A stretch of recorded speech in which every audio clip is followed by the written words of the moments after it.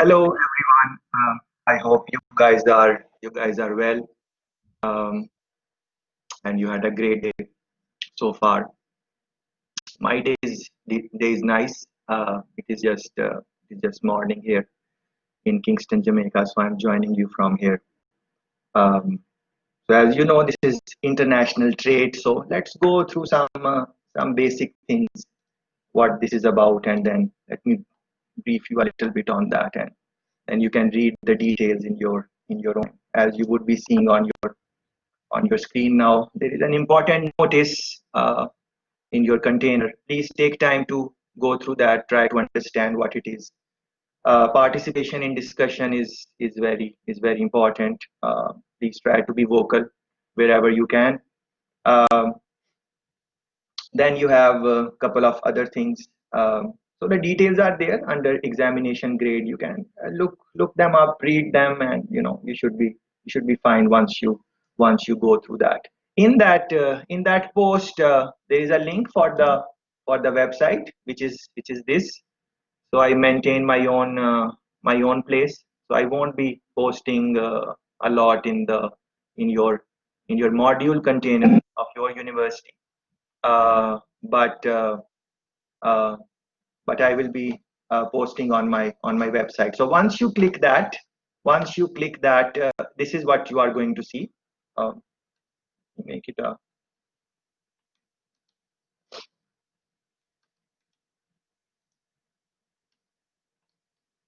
Yes, this is what you are going to see once you click on the website, which is in that important notice. Some of you might have seen it already, but let me just quickly go through that, some basics. So course outline, once you will click this, this is going to open. Please read it in your own time. Try to have an understanding what are some of the things which we would be talking about in the course. Uh, don't be overwhelmed that there are too many things which we would be looking at, because there is necessarily no exam per se where you have to write answers or something like that. So you will be fine with this. Uh, but just look at the deadlines which are there for different things which you need to submit. Just follow that, and you should be fine. And at the end of this, there is a book also. So you can look that up also for details, the things which we would be discussing. If you want to go a little bit more in depth, you can read the book and scan it, but that is up to you. Yeah, so that is one thing. And then this one, lectures, if you click this is going to open. So as you know that I just completed with your sixth semester uh, last week. So the dates are from that, so don't worry about the dates. You can think that day 1, day 2, day 3, and day 4, so on. So that is what it is. So let's jump into what we really want to do, because time is short and there are many things which we would want to look at. So let me open the forum for you guys to have a little discussion. That what I'm trying to discuss first before we do anything is that these international businesses, how do they start? Think about that. Think how they start. Um, no one would start an international business from the day one. That is not how it happens. So someone would have some idea, some thought, some concept, and then what they would do is they would develop it a little bit, and if it is a product or service, whatever they are trying to do, they would try it small, like maybe in the small city or whatever, wherever they are located. They will just launch the idea, uh, see what is the customer response, try to improve it over a period of time. If they are making any profits, they might want to put them back in the business to see how they can further enhance the product or service, whatever that is. And then over a period of time, based on how the response is and what is happening, they would maybe expand it a little bit in the wider society. If it is a little town, they will try to spread it across the city. Maybe if over a period of time, if they are successful, they might want to come out of their city, across cities, in their provinces, districts, whatever, different names in different countries, and eventually it might become a product which is maybe, maybe acceptable in the country. And by that time, uh, they would have gained a lot of knowledge about the product, what is happening, and so on. They would have reached to a level where it is maybe a solid product. And then maybe they can think, all right, let us go outside of our country. They might exploring other markets where maybe the consumer taste is same. uh, Competition, they would look in which countries there is maybe, maybe less competition. Maybe, this is one way to think about it. And nothing is binding in our discussions throughout the week. Nothing would be binding. I'm just sharing my thoughts. You have to think about these things and make your own conclusions and try to reach to some, some points which make sense to you personally. So and then they would, explore other markets, see, do research, extensive research, which markets are viable, and so on. Country analysis, market analysis, those type of things they would do. Maybe they would go and, spend some time in the countries where they might want to go, and eventually, they would go to one country, depending on what the feedback is the if the product is not successful, it can, impact their brand back home also. The reputation that, you took the product out, took the service out, but it did not work. Those type of challenges can happen.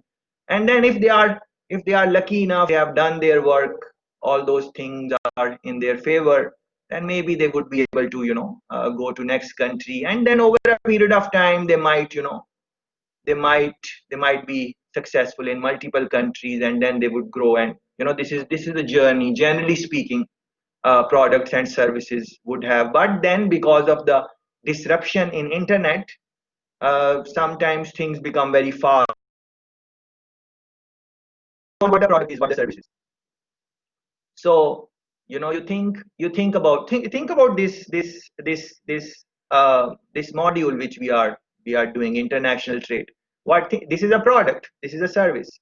So, I maybe developed it in Jamaica, over 2 years, over 3 years, whatever time. And then I engaged with other universities and see what is happening there.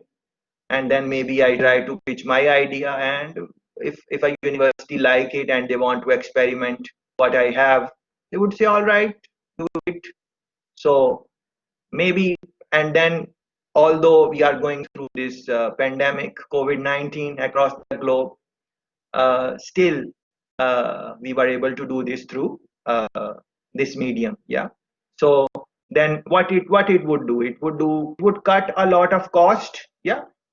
So cost for me, cost for you guys also, individually speaking, because think about it. Now you are in this room, from wherever you are. Maybe you are in some other country right now. Maybe you are, traveling, or, you went, if you are a visitor in Germany, or you are exchange, you are maybe back in your country, depending on if the what is the traveling situation. If the Even if you are in Germany, you are maybe in your home, in your wherever you are living, in your apartments, in your hostels, wherever you are. So that the hassle, if you want to call it, to come to university, that is you are saving some cost on that. It is convenient. Maybe you guys are doing something else right now. Maybe you are multitasking. Maybe you are checking emails, looking at other things. Maybe you are lying down, in your bed. Uh, we don't know that what is happening. So all those tabs. So these are some, you can call it benefits. And I on the other hand, there are some other costs, like the engagement. Uh, if we were in person, and I could see you and you could see me, and, that is a different type of engagement. uh, all those type of things. So think about this, the positives, negatives, and so on. But this was an overall idea of how generally speaking international trade would start. But then I added the point that because of disruption, uh, internet and all these type of things have changed. But let me go back. Let me go back where I started. That you would start with some concept, some idea, something which will be in your mind that okay, let me start that, and then you will explore that product and service and launch it on a small scale, and then see it grow. And I took you through that journey. But before anything we talk about, it is maybe about that idea, that little concept which you had. Maybe some of you have some ideas. Maybe you guys, as a matter of fact, I encourage you highly that you think about it. What are the ideas? What are the things you are good? Is there anything you can offer the to anyone? Yeah, anything you can offer, and then you start that idea, and at a small level, of course, you start and see it. Let it grow over a period of time, if it is possible. Maybe it will fail, we don't know that. But what I would encourage is entrepreneurship. Yeah, some type of idea. And but we will talk about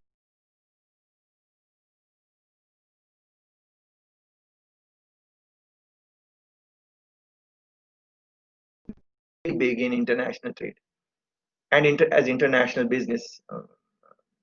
Uh, these big giants like Alibaba, Amazon, these companies, big companies in various sectors. If you look back, they all started with very small idea. Look at the journey of Alibaba, for example. You can listen to the interviews of the CEO online on YouTube. You can go and just search Honorable Jack Ma, and just listen to his interviews. He will tell you that how he started. He had this idea, and he believed in it, maybe, but not maybe, of course he believed in it. But other people did not maybe believed in him. And how he brought in his close friends and pitched the idea that this is what I want to do, but they said it is not possible, and so on and so forth. Same for Amazon. You can do a little search, and you will find out that it started very very small. Like the if you look at the room in which he started, Honorable Jeff Bezos, and the pictures are available on the internet. Just run a Google search, and you will find out how they started out. It's not hard to find out at all. And you can listen to his interviews, how he started, and he will tell you that with very less means they started, not a lot of money. And the desk on which they were working, the seat he was sitting on, the computer, all those things are really shabby and very humble beginnings. Yeah, but look at that now. These companies are like, Amazon is the richest guy now in the world. In how many years? 20, 25 years, something like that. uh, 30 years, something like that. Yeah. So uh, what I want to really discuss is, where do these good ideas come from? How do people get these good ideas? Because we really want to understand this journey, which will begin and go all the way and become into international trade and international businesses and all of those things. How do they, if you go back, it's just an idea. How do they get those ideas? Where do good ideas come from? If we can understand that, maybe we can also have that type of use those techniques, and maybe uh, we can also come up with those ideas and think about that. Because think about it, Amazon's idea, selling books on online, that is how they started. Now they are in so many businesses. But think about it, is it a big idea? If you think about it now, you would think that it's nothing is big in it. No rocket science. These are books and yell online. It would seem a very small idea. But the point is that over a period of time, these ideas seem small, but at that time, maybe they were quite a quite a disruptive type of ideas or something like that. So for this discussion, I would want you to reflect in your own life, please. Reflect in your own life and look in your life. in your personal private life, at work, in school, where overall your own life experiences, and think about what were some of the good ideas you think you got. Yeah, some, and it can be any good idea. You were doing some assignments and at school or at work, and you got some interesting idea and it helped you, or maybe it was not a good idea and it backfired, because we need to think about both things. So things things which helped you to think, what was the environment, what were you doing, what were you going through, emotionally, what were you going through. It was the idea you got. Did you get that idea in good times when you were happy and everything was going in your favor in life, at work, in school, with family, with friends, everything was going fine? Or was it a time where there were difficulties, challenges, and you had to think, and there were obstacles and you were trying to manage those? What were you doing? Did you just wake up when you get an idea? Were you going to just going to bed when you got an idea? So that type of discussion, where do good ideas come from? Yeah, so that is the question. So please participate in the discussion. Say what you have to say. What do you think? Anything on this? Ideas, or from observation, other people. How do other people get good ideas? What do they do? What are the best practices which can be used to generate good ideas, interesting ideas, fascinating ideas? They might be successful and they might not be successful. That is another story. But please go ahead and tell us, what are your thoughts on good ideas and so on. Yes, go ahead, guys.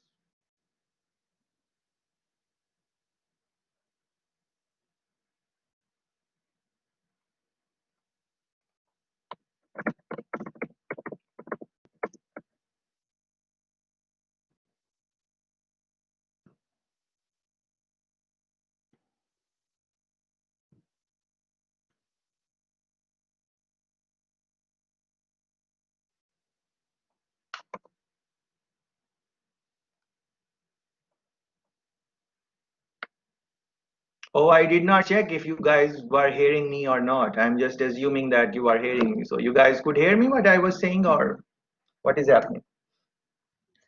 Yeah, excuse me. Yes, please go ahead.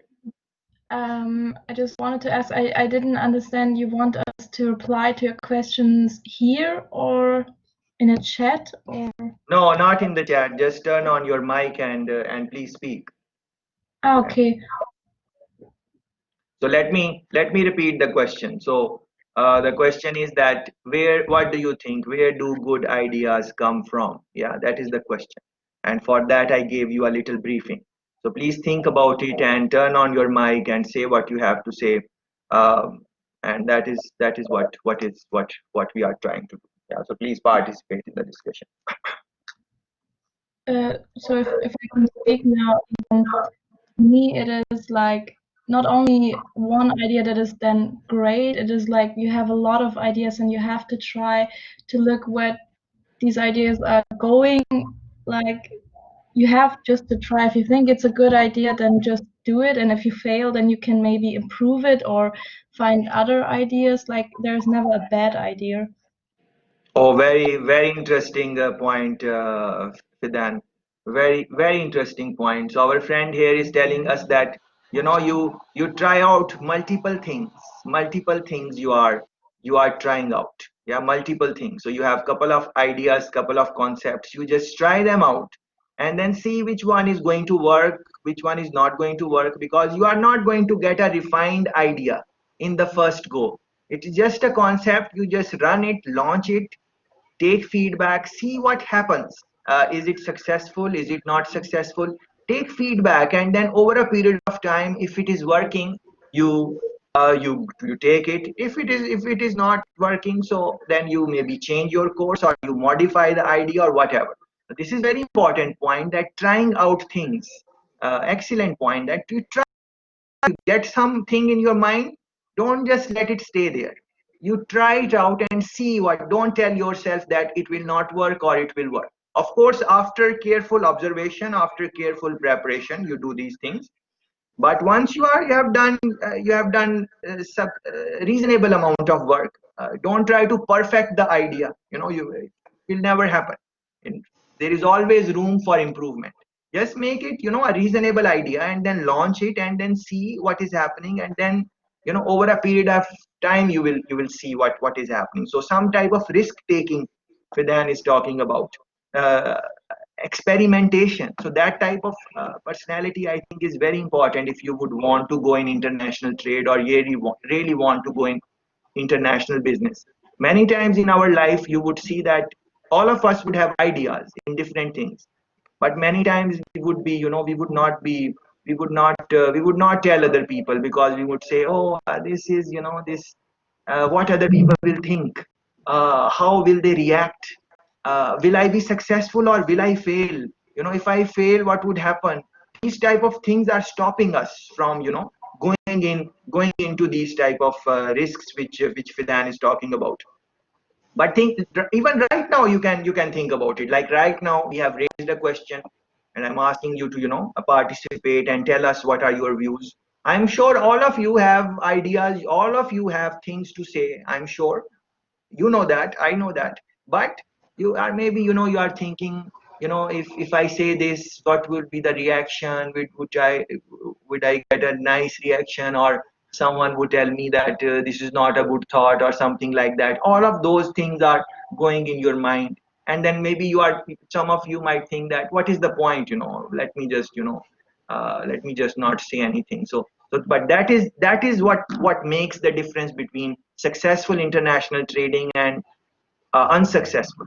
Because if that thing is not there for trying out, experimenting, not getting fearful because of getting failed, uh, those things, if we can get rid of those, then maybe we can eventually find out which ideas are good or not. So when you would be speaking, please turn on your mic, and when you would not be speaking, keep them off. Otherwise there is a little disturbance in the audio quality. So turn on your mic when you are speaking. When you are not speaking, turn them off. Yes, please, next one, go ahead. So I think I also would that like to say, good There is ideas a are feature. often. Sorry, one thing. I thought you guys would figure out the platform yourself, but there is a feature, you can raise your hand also. If you look where the thing is, you can just raise your hand, and it would help. Like it would uh, the conversation would flow in a better way. Yes. So Annabelle, I think you were the first one, so you can go ahead. But after that, let's follow the cue. Yes, next one, please. me? Anyone who, I think someone has turned on their mic. Annabelle, your mic is on, I think. So that's why I said that. Yeah, yeah. So I just wanted to add that I think that most ideas are like simply recollections or like inspired from like our social environment, and that they come up then to our mind. Like this is kind of like a recollection of like memories and thoughts and like experiences you have like in life, and this shapes like your ideas that you have in mind. And yeah. Very good. Thanks for that, Annabelle. So the takeaway can be multiple things, but one thing I can share with you, that she spoke about experiences. Experiences. The more your experiences are, the more your exposure is through various things. Through, maybe it's not about school all the time. It is about other things also, like maybe traveling. Those of you who have traveled, you would have seen that you learn a lot when you travel. So when you meet different type of people, you learn a lot. When you go in different type of atmospheres, you learn a lot.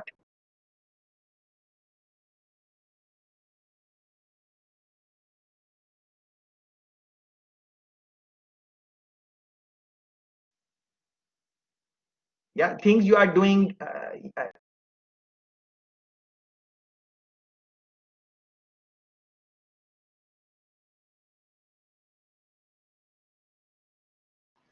Sorry, I can't hear you.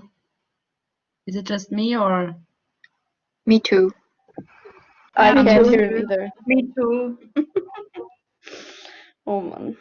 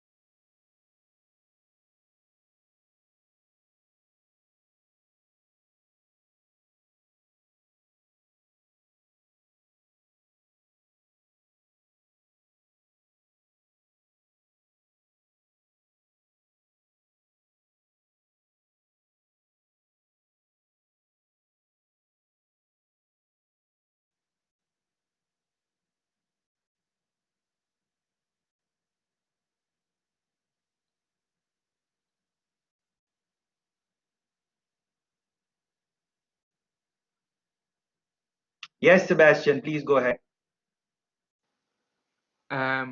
Just to say, we couldn't hear you over the last minute, I guess. All of us. Okay. Thanks for that, Sebastian. Let me say what I was saying. So I was saying that last point was about the what I wanted to share with that is that experiences and exposures. So more your experiences, more your exposure is, uh, m- more ideas you can get. So I was talking about, for example, traveling. Those of you who would have traveled, you would see that you learn a lot, you get new ideas. Even when you go to some airports or big airports terminals, you see how things are being done there, how different people are moving, what are the things they need. Those type of things give you some ideas also. So what I was saying is that breaking away from the routine, I think that is one thing which really helps in idea generation. Because when you are doing the things in your routine, you are maybe not very observant, you are not looking very carefully, because that is your routine. You are just doing things unconsciously. Think about it. When you wake up in the morning, are you really thinking what is the first thing you should do, or is it just unconsciously you just come out of your bed? Or maybe even before that, you just consciously go on your phone, check what is happening. Unconsciously you just go in the, because that is your routine, so that is your set pattern. If you are taking same roads to commute, same type of traveling arrangements, if you have, you are not thinking much, because that is your routine. You have been doing it all for the last couple of months or years, so it has become your habit or something like that. So breaking that routine, breaking that monotony, sometimes that can also help in bringing in new ideas. And I was saying that I'm going to talk a little bit more about breaking routines in a moment. Yeah. Yes, Sebastian, please go ahead. Yeah, well, adding to that point that you just said, I think it's very important also to be, as you said, very open-minded, and also to follow, let's say, when you look at the successful internationally operating companies, it's very important to follow the global current trends. When you think about it, as we had it with the example Amazon, well, they've just hopped on that trend of that digitalization, and with that, their whole success came in. So this is something that you should, keep an eye on, in my opinion. Oh, very, very good opinion. Very good point, Sebastian. Thanks for that. So our friend here is telling us that be open-minded. Yeah, open-mindedness. So what is open-mindedness? You have some idea, yes, that is fine, but other people can have, equally good ideas also. If you are going to think that only I can think creatively and other people cannot think as good as you can, then how that brainstorming is going to happen? The same type of environment which we are trying to create, how that is going to happen? Because collectively, different ideas would come, and then we will try them, and then we will see which one work, which one does not work, as our dear friend was saying. And another thing which Sebastian mentioned is looking.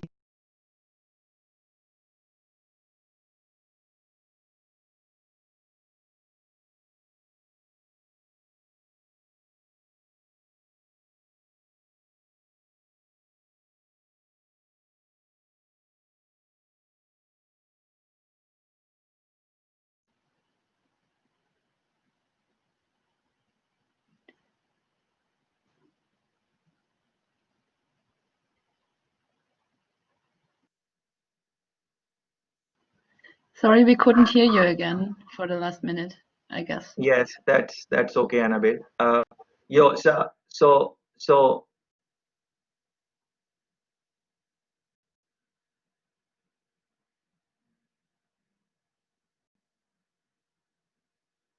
yeah, so if you are not trying out these type of things, then how will you find out what works and what does not work?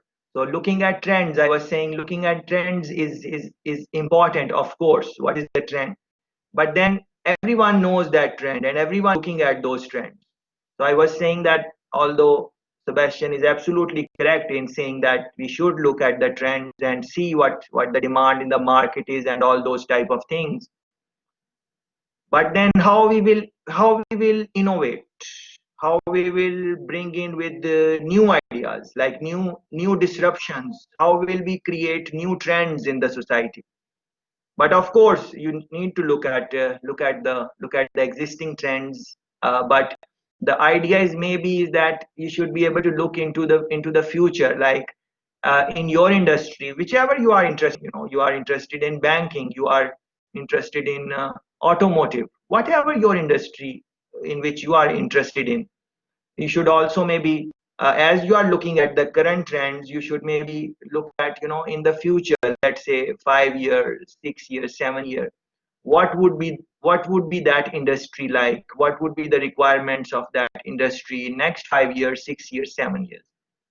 So although it is a short period of time, 5 years in for some people, but because of the disruptions in the because of technology, the disruptions which are happening, 5 years can be a long period of time. So looking ahead, that is also one thing which can maybe give you some ideas. Yes, next one, please keep it going. I wanted to add that successful ideas are often created in teams. So you exchange information and you can inspire each other. And then one thought leads to another thought, and then suddenly a very great idea has been created, and you haven't thought of this one before. Without your, I don't know, team members or friends, you wouldn't have been able to create this idea. Yes, very good, Pia. So we need to think that, how do we work? Are we a one-man show, one-man army, or we like to, how we are in teams? When we are working in teams, uh, what is happening there? Are we good in working in teams? Because think about it, all of us knows that working in teams can be more challenging because there are so many people in a team. Even if it is a small people, you have 3 4 people, still it can be a lot if the personality,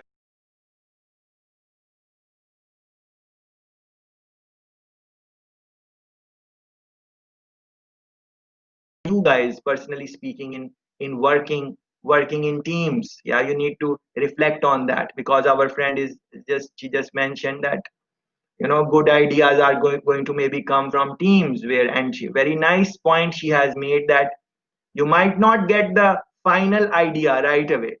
She's saying one thought leads to the next one, and then to the next one, and then to the next one. Yeah, this is what she's saying.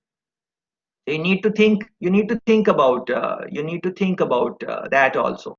That is very interesting. That is very interesting point. uh, yeah, next one please. Okay, Um, so or, or you want to because start? oh yeah, because I just thought there is a number on the raise hand. I am number 1, so maybe it's my turn. Yeah, okay. Is the teacher here? Please go ahead, Oh, Yon. okay, yeah.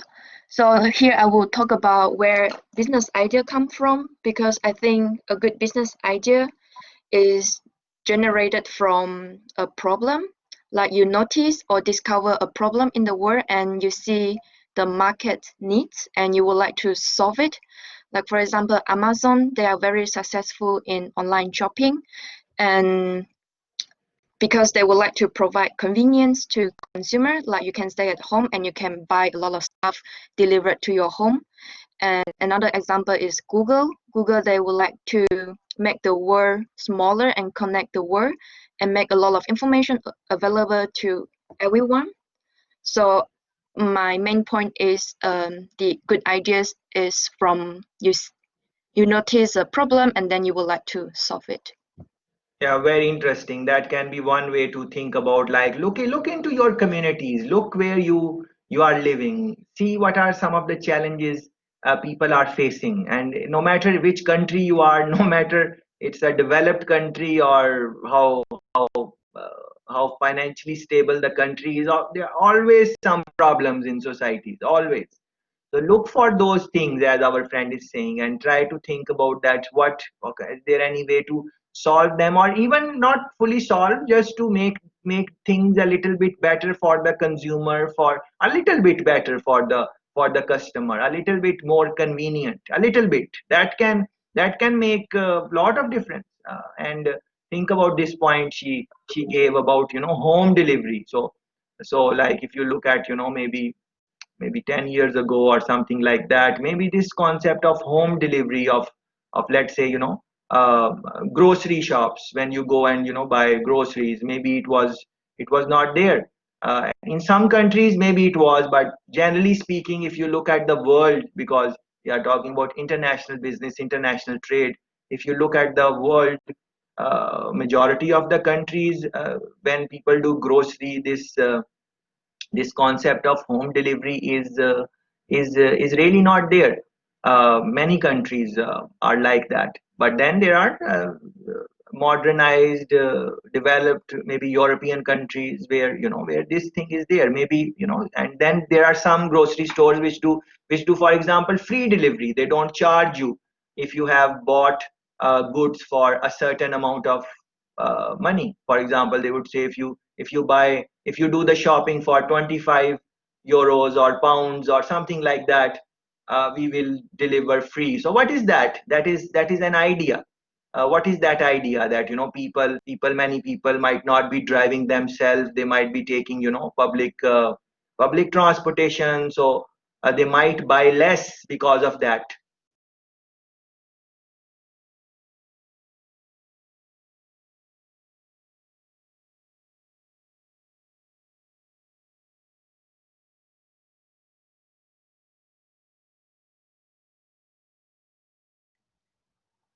Can you repeat the question again?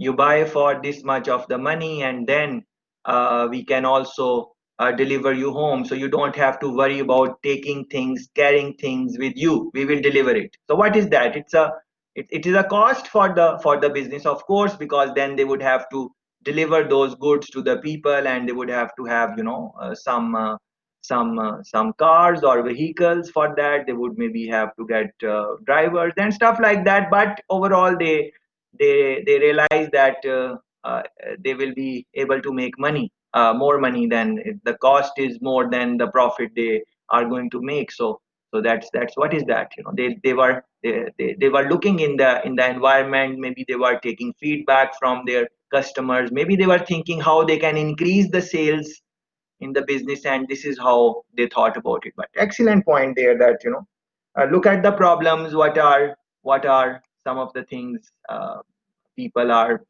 frustrated about, and try to improve them maybe a little. But what I was really asking, maybe the question was not, what I'm really asking, that how do you get good ideas? So I asked you to reflect in your own life, and tell us that, okay, this is the good idea which I got, and this is how I got it. Yeah, so sharing that idea, and then how did you got that idea? What was happening? That type of conversation we wanted. But anyways, please go ahead. Next one. Yeah, so what I wanted to add to what has been said before is that I agree with the fact that you should be open-minded and also that you should connect with people. But still, like some people prefer to be creative when they are in a room full of people, while others prefer to sit in a room alone. So I think it's something about personal preference, and you should be aware of like which environment suits you best in order to be able to create good ideas. Very good. Yeah. So people who are going to give you ideas, you have to think about maybe them also. That is interesting point to reflect on. Some people are maybe good in expressing the idea verbally, orally, when they are speaking. Maybe there are others who are good in expressing in a written format. Maybe there are others who are not who are shy when they speak in front of other people. Those things are there. Yes, of course, one can consider those things also. Yes, next one, please. Yeah, I would like to say that in general, but also in my life, I would say that sometimes ideas come to my head just out of creativity, but often I really have to observe my surroundings and see where maybe something is missing or where something could be improved and make life easier, and therefore an idea results or comes out, and then I think I would think about many different options so that I can find a good one in the end, and a good idea is developing out of it.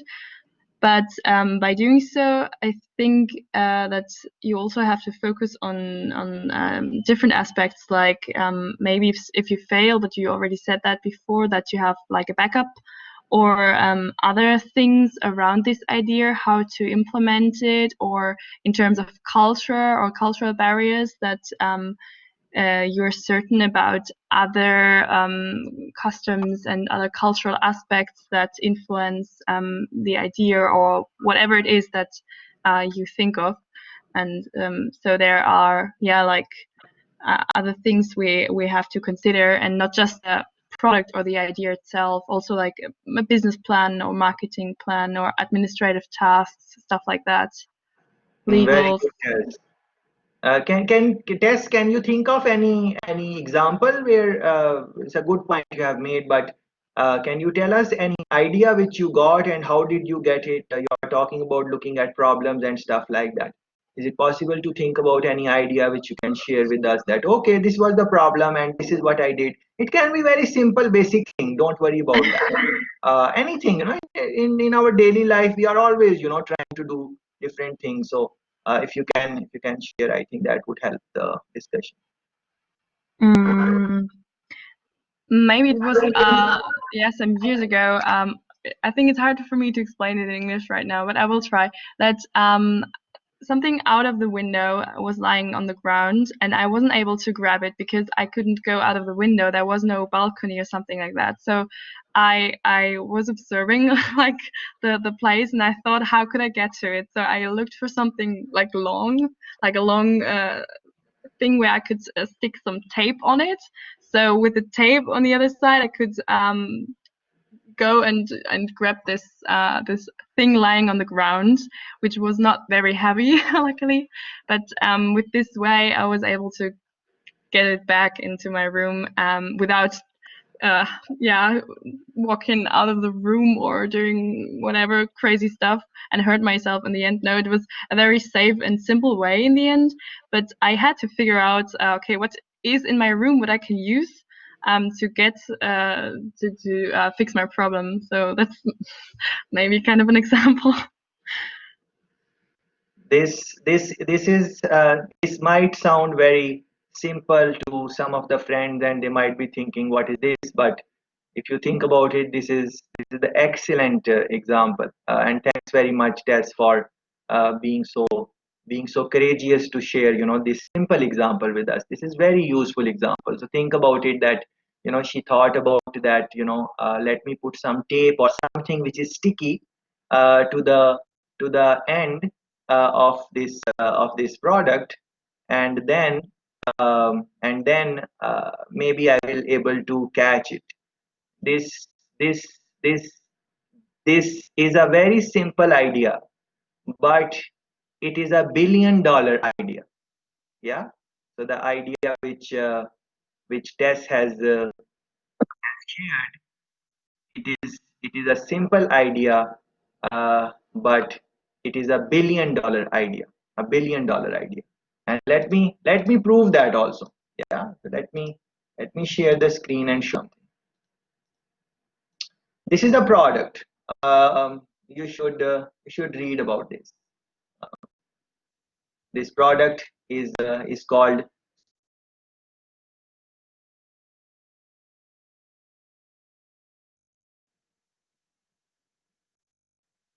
Tess is there, or she left, because I want to speak so she can also hear what is happening. Yes, I'm there. So this product, yes, very good, Tess. So that idea which you shared with us, Tess, this company is worked on this, and this is a $1 billion product. Uh, Over 10 years, they modified this. So you can read about that, Swiffer. Uh, I think Gillette is the company which maybe made this. Let's check it. Yeah, this product, Swiffer. Yeah. Yeah, I know this product.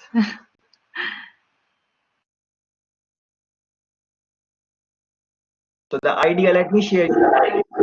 Yeah, yeah. So actually, this the idea which you shared. This company worked on that idea of picking up things. So there are, when you are cleaning the when you are mopping the floors and stuff like that, there are some corners where you can't reach. I'm not sure if that is the situation in your room or wherever you live, but many times people who clean and stuff like that, if you ask them, they would tell you that they can't reach certain corners, certain bends. If the desk is there, if the bed is there, they can't go all the way back to pick up the dust and stuff like that.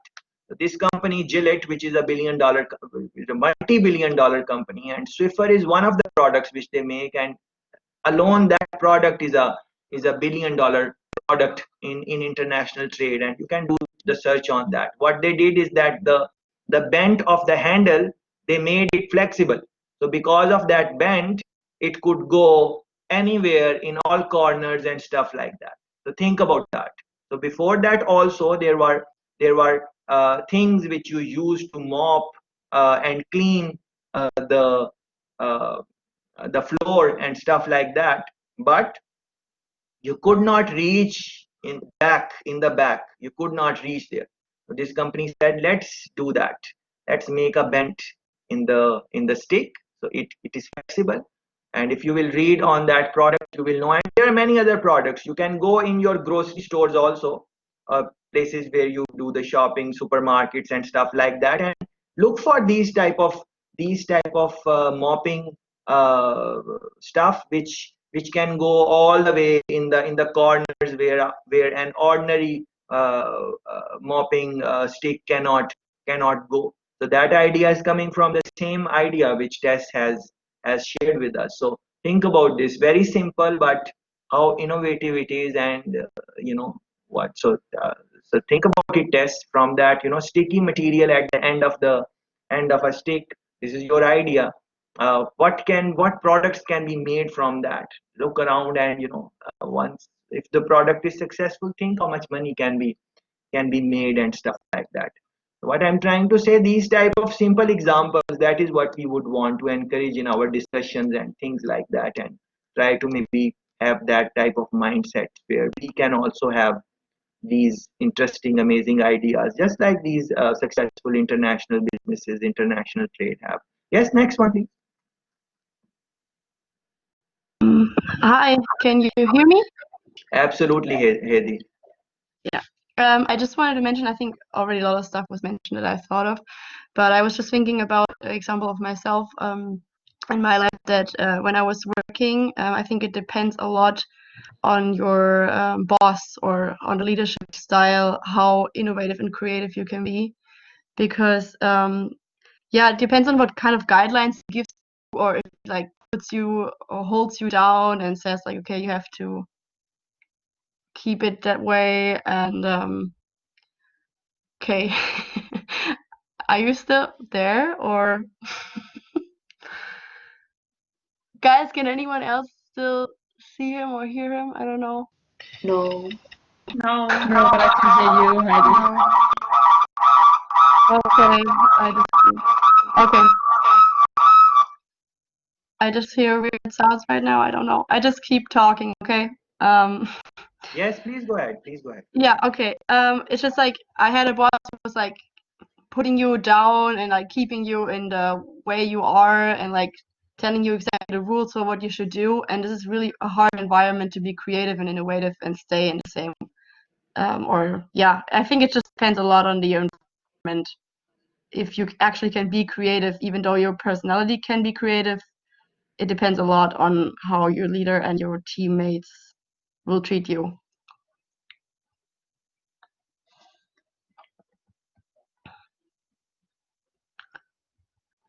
Absolutely correct. Very, very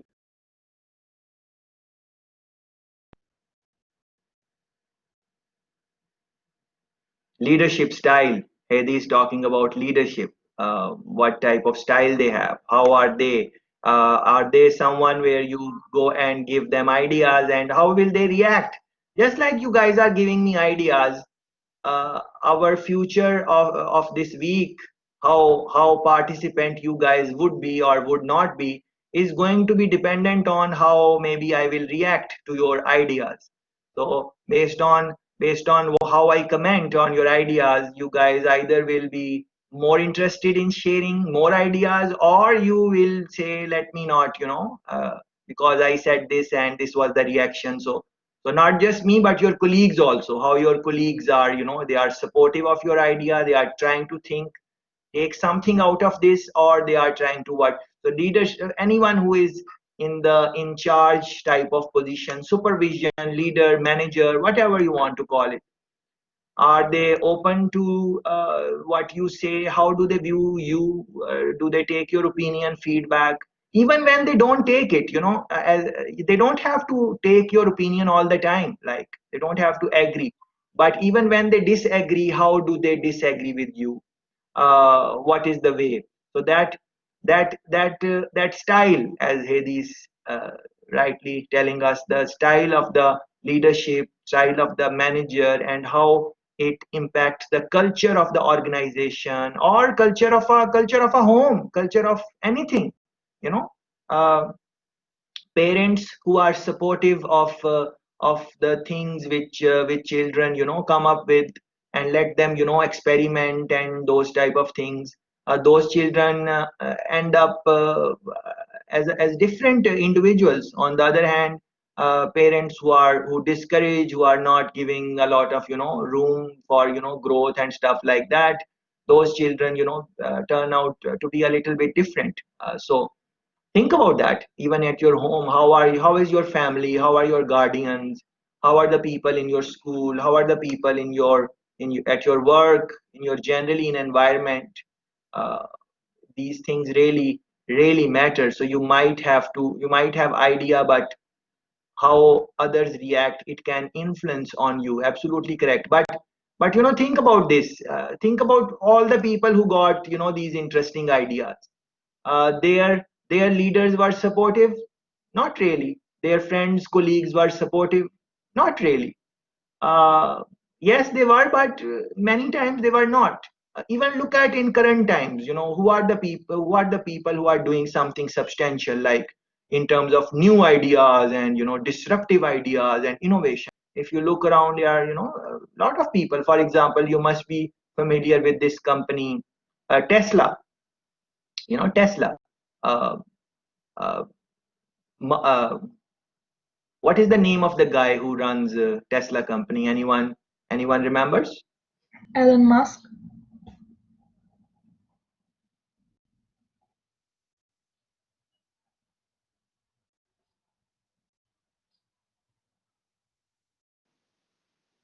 He left again, I think.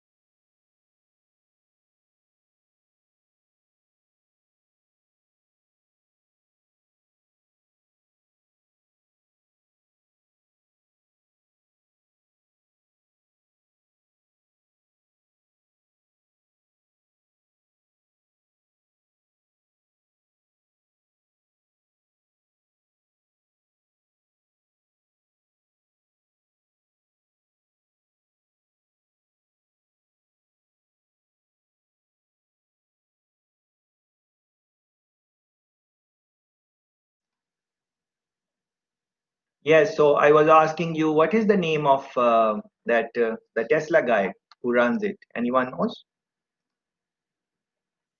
Elon Musk.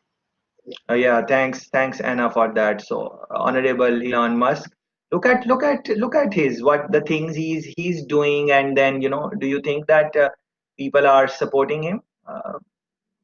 Look, some people think he's crazy, the things he's doing. So think about that. Many times, these others are not going to support you with your ideas. You need to just analyze that why they are not supporting. If the idea is tangible, and there is a real reason that why they should not, or what is stopping them to believe on your idea, if that makes sense, then yes, of course, maybe then you should rethink and reevaluate.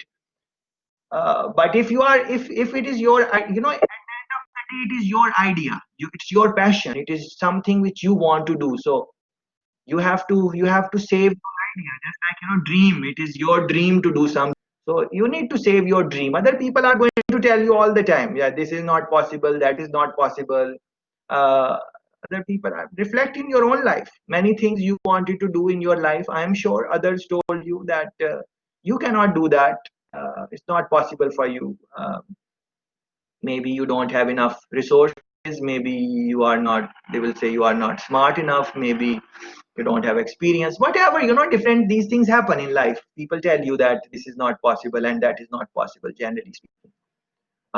So think about that. Many times people are telling you these type of uh, things. Maybe they are saying that they cannot.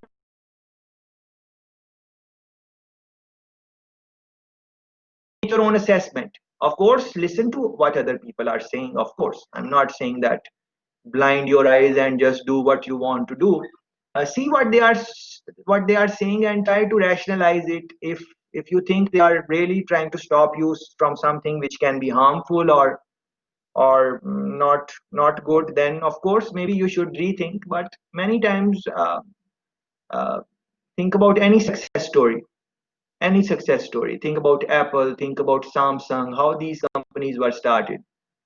People were telling them in the beginning that this is not possible and that is not possible, but anyone who has done anything worthwhile in their life, anyone who has invented anything, People were telling them that this person is foolish and this is not going to work. You can read on these things. Telephone, the people who invented telephone, people were telling them this is a foolish idea. How it is possible to take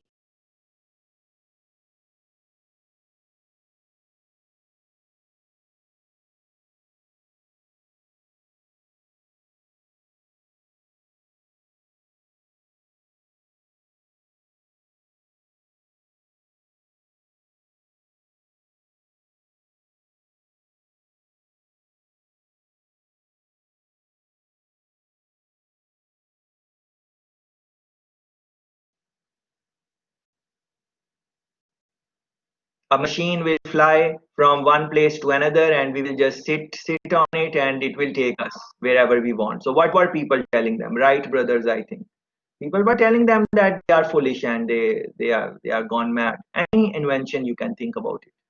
So see, this is the dilemma. So you need to keep the balance in it. You need to see what other people are saying, and then you need to look in within also how ambitious you are. Because in the beginning there will be a lot of failures, a lot of failures. No one becomes a success just by trying out. Some very few people are, uh, who are like that. For majority of us, we have to try and then try again and then try again and improve. And over a period of time, we become whatever we wanted to become, or we give up on our way to this. So these type of things are very important to think in the for life generally and for specifically for international trade, international business. Because if you want to take your product to international market, uh, you have to uh, think about these things. Maybe you will enter the market and you might fail after all the research, after all the hard work. These things happen. How you are going to deal with those type of things? Very good conversation so far. Next one, please. So the thing that I want to say, it also was mentioned by Tesla, like the thing that ideas are already invented, but there's always place for improvement, like the saying with the wheel, like you can't invent the wheel again, or the wheel is already invented, but there's always like another possibility to make it better. Like the same with the telephone, someone has the idea like, oh, I want to take my telephone with me, I just don't want to be in one place to make a phone call. I wish I could take my phone with me one day. And it was only an idea, but someone did it then. And this is the same with like every invention. There was already something there, it just had to be improved. And so there are rarely right now ideas that come from like nowhere. Most of them are already there but improved.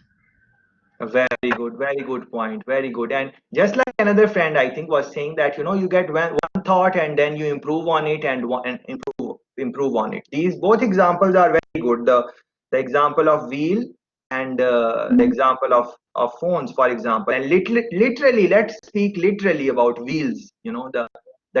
So think about how the wheels were in the beginning. They were, if you look back, they were made up of wood. The wheels were made up of wood. And see how different type of materials are used to make the rim of a of a car, let's say. And then the tires, what type of, now different types of tires for different environments, tires for snow, tires for drifting, tires for all different types of things. Tubeless tires, no, the tires which would not puncture. Yeah, that those type of tires they are. So see, they are just developing on that same thing. The shape of the tire has changed. Not really.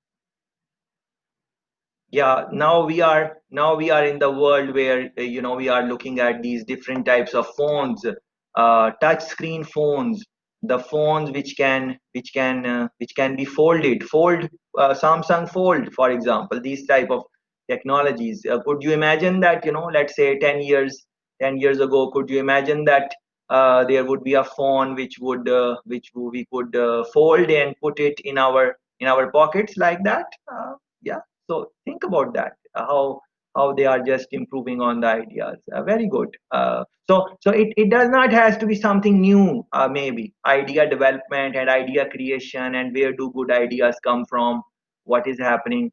But it could be anything which is happening already, but then you want to maybe make a little improvement here and there on that. uh, Maybe that can help. So next one, please. But I was more looking for pointers like Tessa Richard, the point like Tessa mentioned, those type of things. So from your own experiences, maybe you got some idea. How did you get that idea? That is what the question essentially was. But please go ahead. Well, so normally I have really good ideas when I dream. So Very like good. I remember my dreams and then I take notes of my ideas, but like my ideas are really expensive. And I think like we for most of them we still don't have the technology to use my ideas. But yeah, I think I have pretty good ideas when I dream. Very good. So yes, this is a very useful point, and or simple but very useful. Thanks for that, Lela.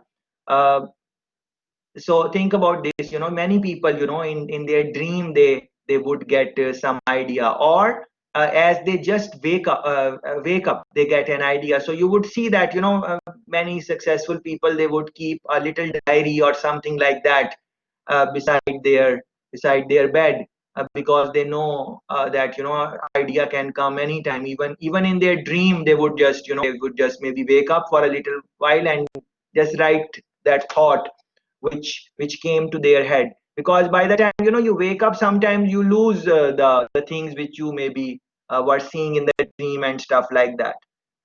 So think about that. That is very interesting. And also, sometimes some people record there. So for me, I can tell you that I don't write necessarily, but I record.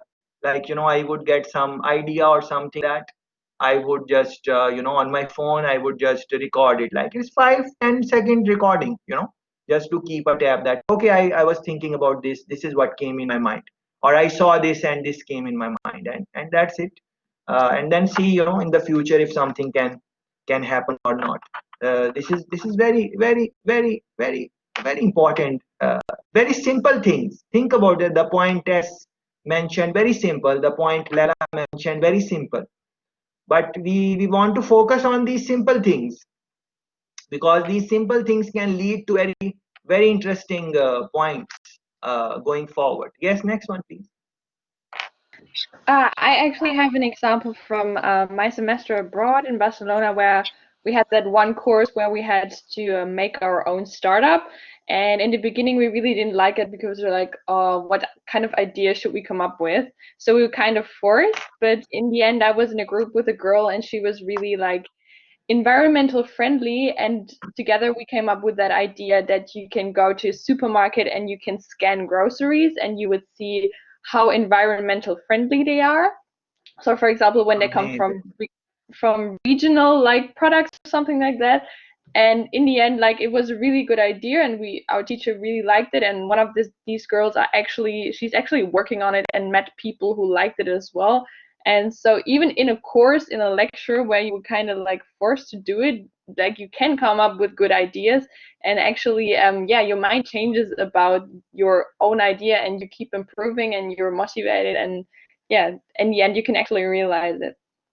Amazing point, Alyssa. Amazing point. Amazing point. Thanks very much for bringing that in the discussion. This is a beautiful point. Now think about it. What is the point? The point is that there is an app or something like that, and you go to grocery and you scan it, We know that scanning and those things, they happen. And this time you are scanning to know if the product is environment friendly or not. Yeah, this is the idea. Now think about it. Are you not familiar about scanning? You are. Scanning is happening for in all various industries. For clothing, you go to buy clothes, they scan it. Not just, so I'm saying not just in the grocery type of environment. In other places, the scanning is happening. So and you have seen it happening. And environment friendly. Don't you know that around the world people are becoming more and more conscious about environment, the ozone layer? You know that all of that thing. But the question, what is the question? The question is that why you did not think about this idea, this simple idea which Alyssa just told us, that someone can go to a grocery store, scan the product, and know if it is environment sustainable or not, how friendly it is to the environment. Yeah, simple idea, very simple, very basic, nothing big in this. But what is the question? The question is that why you, I'm talking with you did not get this idea. Why Alyssa and her team and her friend, why they got this idea? And it's by you, I don't mean you. Why I also I did not get this idea. I did not. I'm telling you guys. As a matter of fact, this is the first time I heard this type of concept. Let me be very honest. I never thought about this idea. And I am very much into environment sustainability. I'm always looking for things in environment sustainability. But at the end of the day, my question is that why I did not get this idea. Why Alyssa and her friends got that idea. What?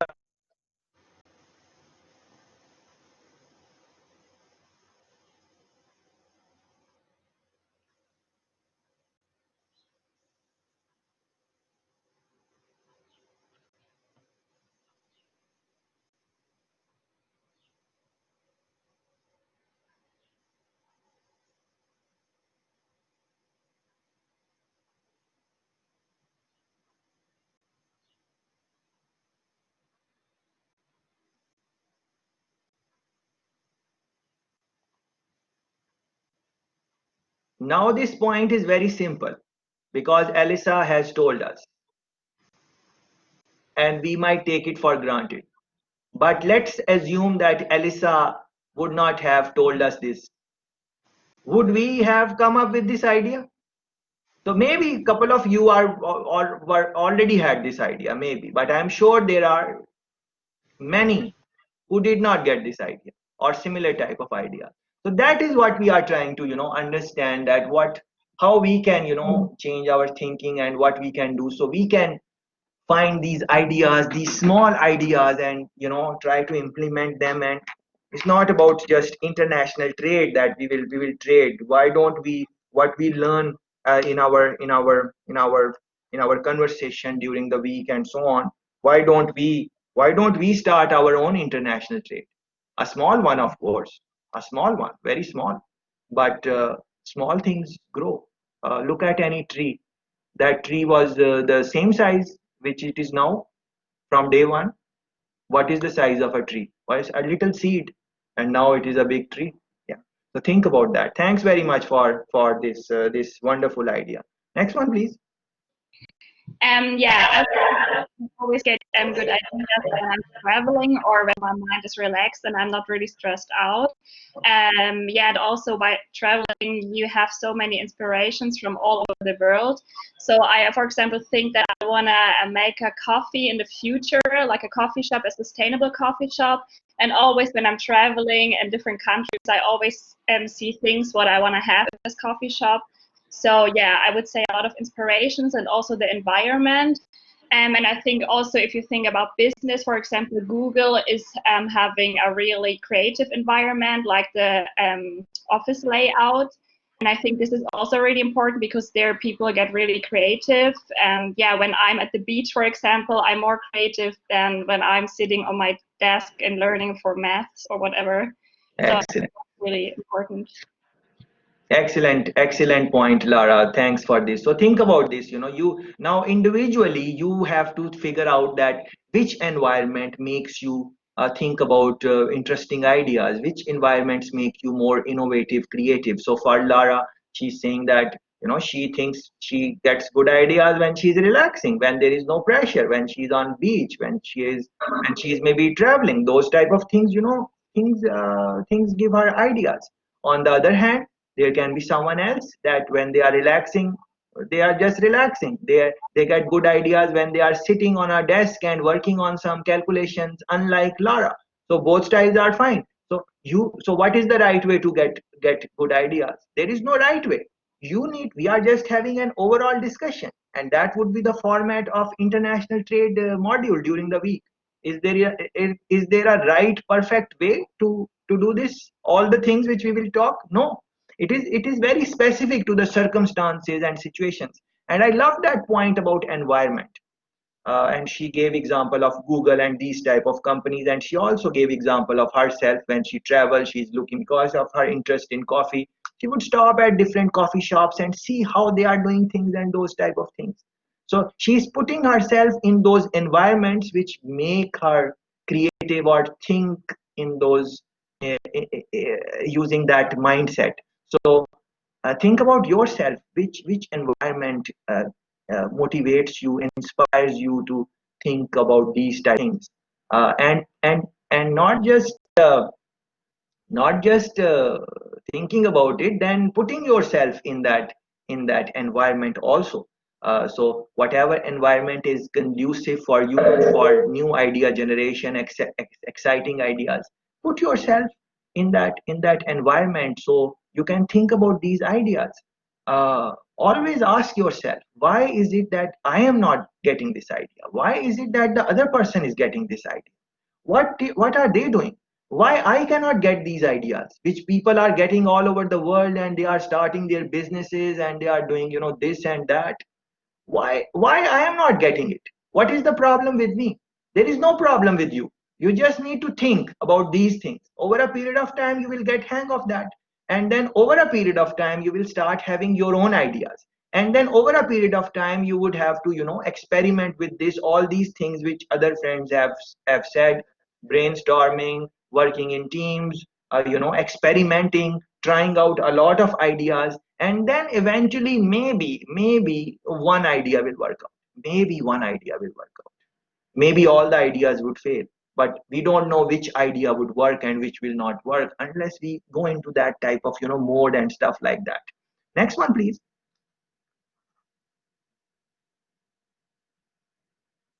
I I think that's me then. I think scarcity can be very important too, or help with creativity. Because, for example, when I cook and I want to do something, but I don't have all the ingredients I usually put in my meals, I have to be a little bit creative and see, well, how can I substitute it, or do something completely new that I've never done before. And sometimes it's not really good, but sometimes it's really tasty, and I'm so glad I tried it out. But I would never Very do good. it if I would have everything on hand. Yes. Very interesting. Very interesting point. Thanks for this, Alex. What that point tells us: having everything on our side, having all the ingredients to be successful. If we have all the things going for us, then we would be doing the same things which we have been doing, but not having some things and not having something. So Alex's example is perfectly fine in this. It's a very good example, as a matter of fact, for international trade, international business, idea development. That you are sometimes adversity, bad things, challenging times, those type of environments make you think about things in a different way. And Alex is telling us, sometimes she would end up making a good dish, other times it would not taste very good, no problem. But that's fine. You are so over a period of time, Alex would know that what goes with what. We would never know that, because we never tried that. We were always looking for 100% ingredients. If we need this, we will say we want this, we can't put anything else. But Alex is saying, no, You just experiment. If it comes out good, very good. If it does not come out good, we will not use it next time. Yeah, that is it. And that should be the mindset to be successful. That should be the mindset to be successful in generally in business and generally in life also. uh, a very good point, Alex. Really loved it. Next one. So I think that maybe also like the coronavirus, it's a very, it's a situation nobody thought it would come, I guess. So many companies try to make profit out of that situation, for example, or have new ideas. For example, the company HP, the computer company, they print devices or door handles for hospitals with a 3D printer. So yeah, that's a new innovation, and it's more hygiene,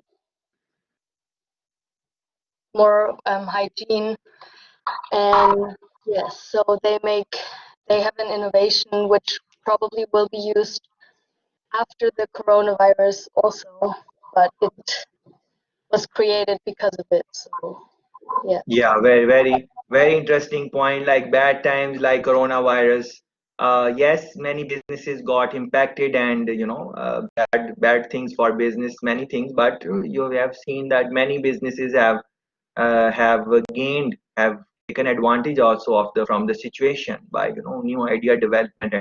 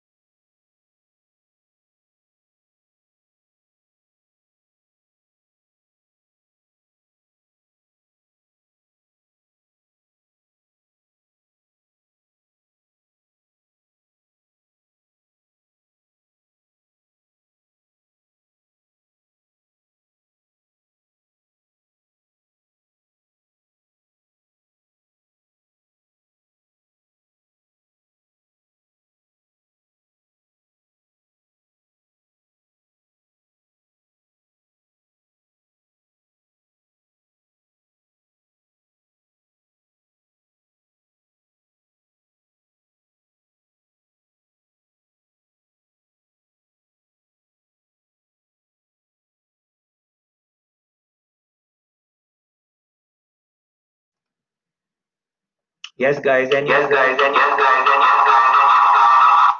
Yes, guys. Any other thoughts which are maybe coming in terms of idea development? Any story, anything you want to share when you got some type of idea or something like that? What were you doing? Anything on that? Any idea which helped you in personally in life? Like maybe it was some other company's idea, but you think it is a very clever idea, very interesting idea. Anything like that?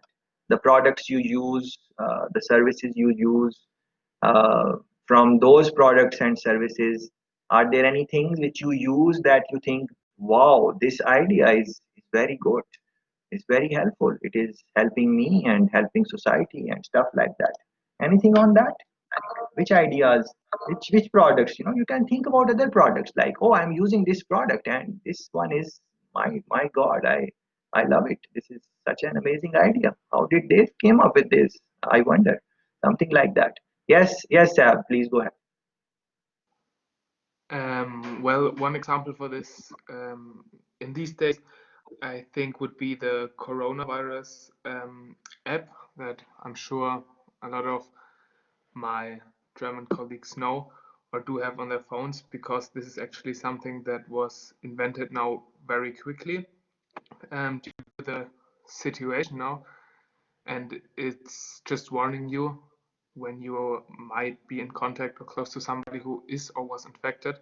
And Yeah. so with this is a very good example to just adapt to the current situation and use this trend of technology again as a benefit for the society. Excellent example. Very good. So what they are doing, they are putting in the data of the people on an app, and from that people can know, if you are in a close proximity or you are in the area where it is likely that it might be spread. And it's not just Germany, many other countries in Asia also, they are also, especially those ones which were able to bring the rate down, or it did not spread that much. They are using these different type of technologies. So using many companies using tech, and this is a good example for how they were able to limit the spread, or how it is. And it's a simple, it's not a very complicated app to develop, if you think about it.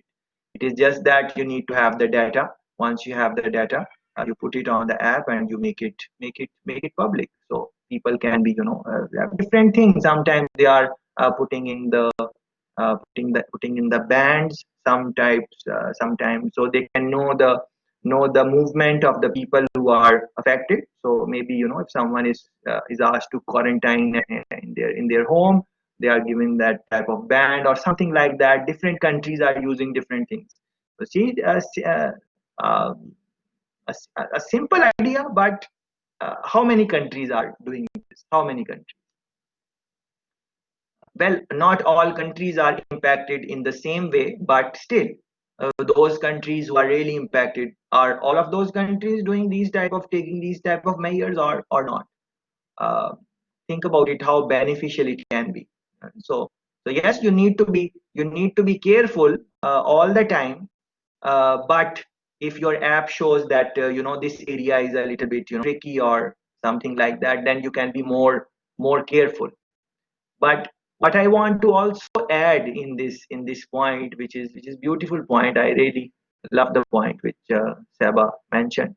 But they also look at the negative side also. So let's say that you have that app, and the app shows that this area is fine. Then in your mind you might start thinking, oh, let me just roam around and no problem, everything is fine.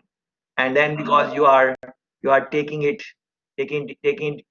lightly or easy, depending too much on the app, then maybe that is also not good idea. So use of technology and use of your own own mind, own thought. So technology, very good point, that you have this extra benefit that you can look at that app also to be more sure.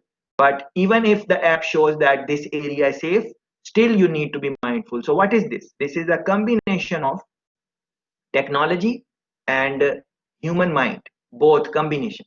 So this is what, same thing for the earlier part of the discussion, where we were talking about how other people are going to tell you this is not going to work and that is not going to work.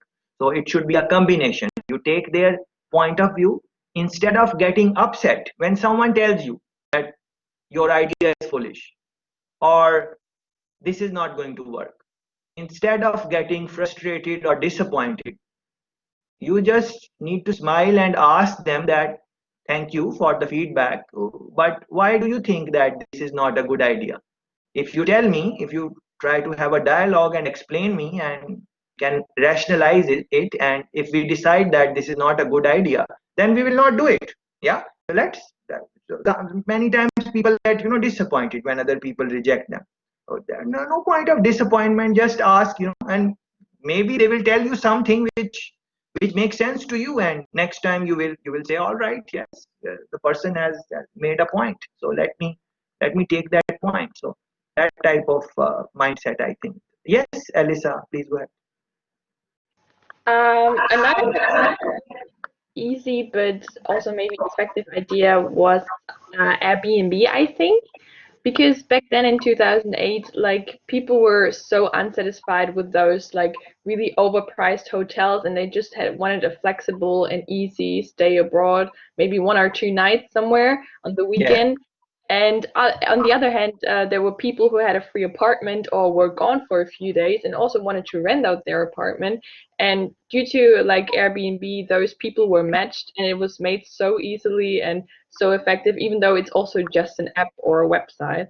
I think this was also like a really good idea. Oh yes, yes, very, very interesting. See this idea of Airbnb. What Airbnb is doing?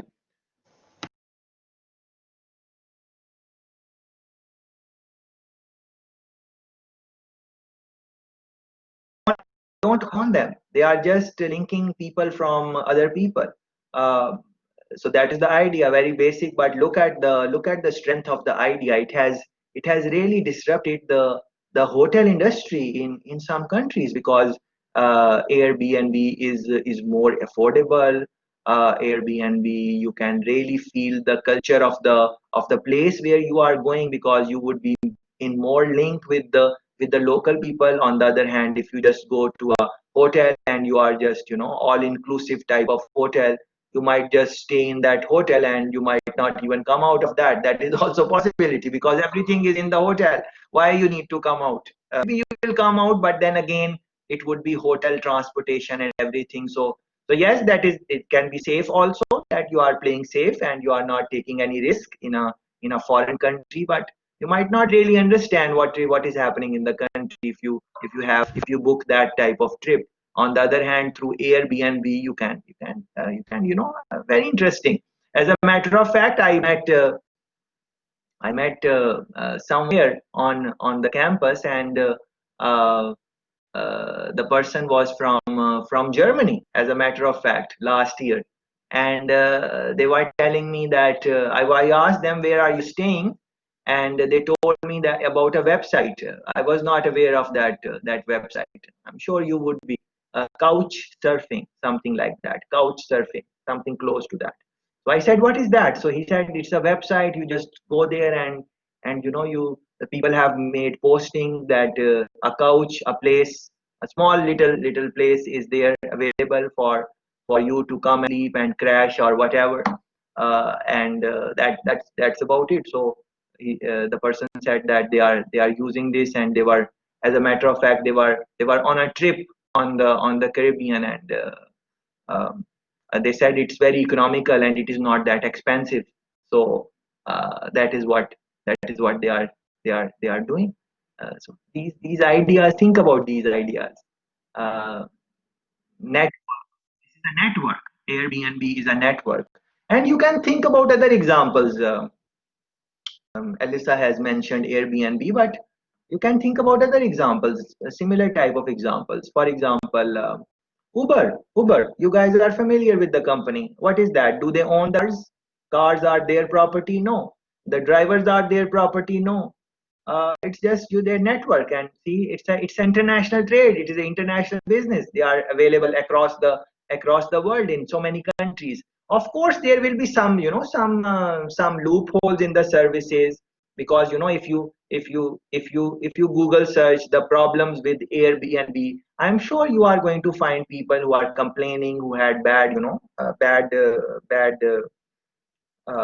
experience. Same thing for Uber, but same thing for any company. Same thing for Philips. Same thing for Samsung. Same thing for Apple. Any company, people would have sometimes not a very good experience. So, but overall, we need to see that the experience is fine for majority of the people. And if there is any problem, like for example Airbnb, I was reading somewhere that in some countries they have security type of problem, or the tourist, they their money is taken when they are sleeping or something like that, those type of things. But if you are careful about those type of things, I think Airbnb is a wonderful website. So is Uber. So is these type of things.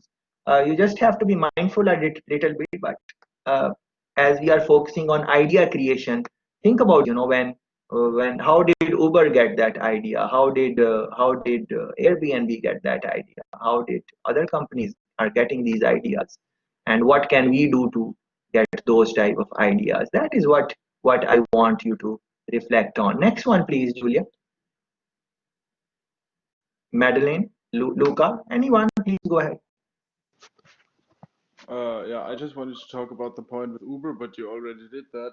I think it's a model that can be copied to many other things, like connecting local resources through big data approaches with those who come and maybe need them is, yeah, scalable, I think. No, very good. Very good, Luca. Thanks for using these terminologies. So, Luca has mentioned two terminologies. For example, he's talking about big data. Yeah, so run a Google search on big data. Try to understand that, because big data, 5G, artificial intelligence, Internet of Things, these type of things are really disrupting, international businesses, trade, and our own personal life. Even the other example, where you have an app and you can know, what is happening. Is this area safe or not? What is that? That is the decision making on data. Yeah, so that is important. And the term which Luca uses, ability. Economies of scale, economies of scope. You can look into those type of things also from your econ basic course, and try to link it with the discussion. Very good, very interesting. Next one, please. And one answer. Yeah, so what I wanted to say is basically like something of the same topic. So it's BlaBlaCar.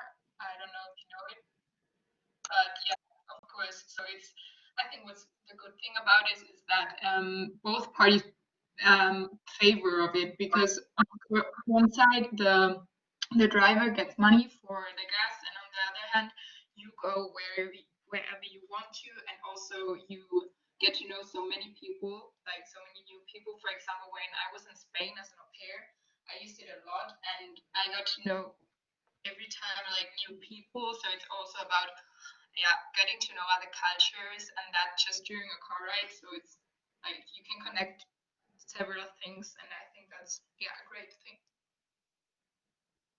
Very good, Julia. Excellent point. Like, she's talking about, these type of apps help you, connect with people, know a little bit, have a little bit better understanding of the culture where you are, and so on and so forth. So yes, very good. Thanks for participating in the discussion. Really appreciate it. And but all of you guys, think about this now. Ideas. Uh, where do they come from? Some people are saying in their dreams, some people are saying from the beach when they are relaxing, some people are saying when the challenge is there, when something is missing in terms of ingredient to make the dish, or when something is fallen outside the window and they have to make some sticky stick, that type of thing, from adversity, from some obstacle, some challenge. Think about these things. And try to, in your own personal life, private life, please think about this.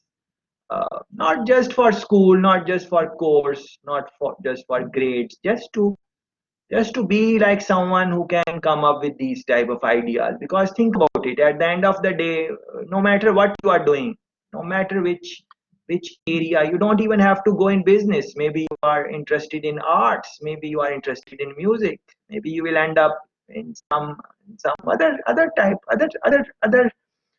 type of profession in life. So it has nothing to do with business, but everything to do with business also. Because at the end of the day, anything in life is idea. Look at that idea. What a beautiful idea that was, that they came up in their coursework, that let's make an app, scan, and it will scan which environment, which product is environment friendly, before we buy it. So look at that.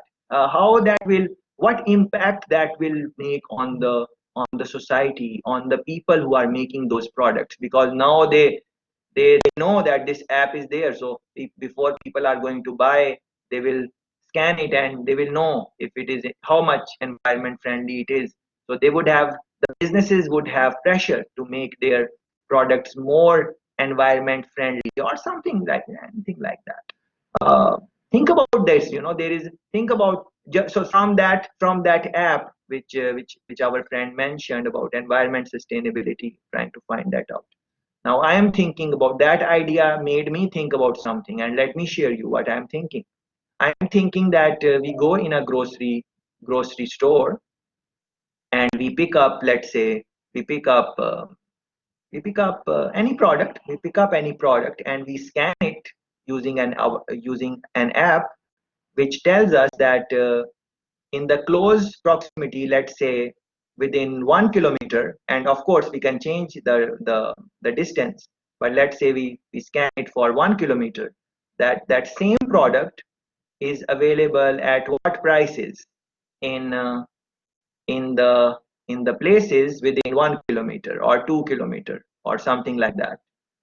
So think about that, how that is going to be like. So you go in the shop, you like some product, you scan it, and now you know that this shop is charging 10 euros for the product, but just 100 meter away there is another shop where this same product is available and is on sale, and it is for 4 euros or 5 euros or whatever. Yeah, or maybe you will find that this place, at this place, it is cheapest. Yeah, so think about this. What is this? This is, now I have told you this idea, and you might think, oh, this is a simple idea. Yes, it is a very simple idea, but the question is why you did not think about this simple idea. If it is so simple, why did not you think about it? So that is the mindset which I want to create in you, if possible, but it is up to you. You decide if this is for you or not. I'm just sharing my thoughts, and I'm thankful for our friends who share their thoughts also. But think about this: what can you do in your life, and start coming up with some interesting idea at your own pace, your own time, not in this week, not in this month, not in this semester, but generally in life going forward. Uh, just keep at it, think about this, and then see what can be done.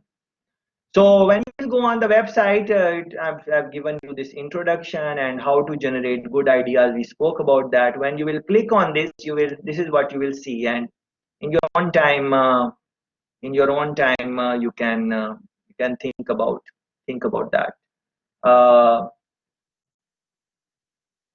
uh, you can, so for example, this one, our questions make the world better. Yeah, our questions make the world better. Yeah, this type of question. So EY is one of the very very well known companies in the world. It is one of the big fours: EY, PwC, Deloitte, and KPMG. They are known as big four companies. Yeah, they do accounting and so many other things they do. So yeah, look, in your own time, look at this one. Do questions make a better world? Reflect on that. Always ask, is there a better way? Always ask, is there a better way? How I can improve the product a little bit more. One of the friends mentioned that problem solving. Look at some of the problems which are faced in the society or something, and try to minimize that problem just a little bit. Uh, I don't mean that you just improve the product just a little bit, but what I'm trying to say, that even if it is a little step, it is better than not taking any step. That is what I mean when I say that just make improvement a little bit. Of course, if you can make a lot of improvement, that would be very interesting. This video I would really like you to watch in your own time, where good ideas come from. This is like maybe 5-6 minutes long, something like that clip.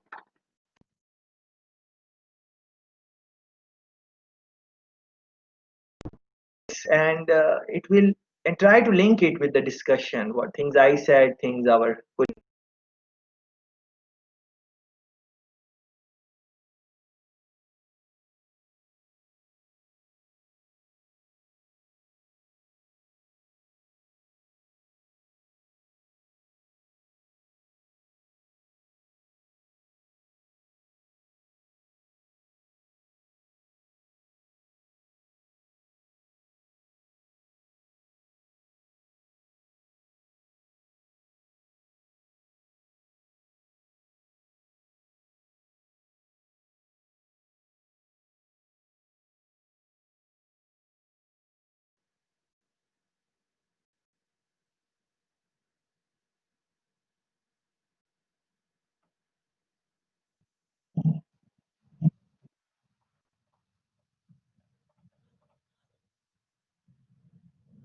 Yes, this clip I was talking about, learn to generate good ideas. So I was saying that try to link with what we have been saying with this clip. Please do watch it and think about these things. Uber, you guys mentioned that company. You guys mentioned Airbnb. I'm giving you example for Uber. In your own time, you can look at this clip. This is a TED talk by the person who was behind creating Uber, and they tell us that how did they get this idea very clearly and in a simple language, and what was the things going on and stuff like that. It is a short clip, but you will learn a lot. So please watch this one also. This again is very interesting TED talk. I really loved it and I have watched it couple of times. I learned a lot of things from this TED talk. So I thought I should share it with you guys also, so you can also maybe appreciate it. How to build a company where the best idea wins.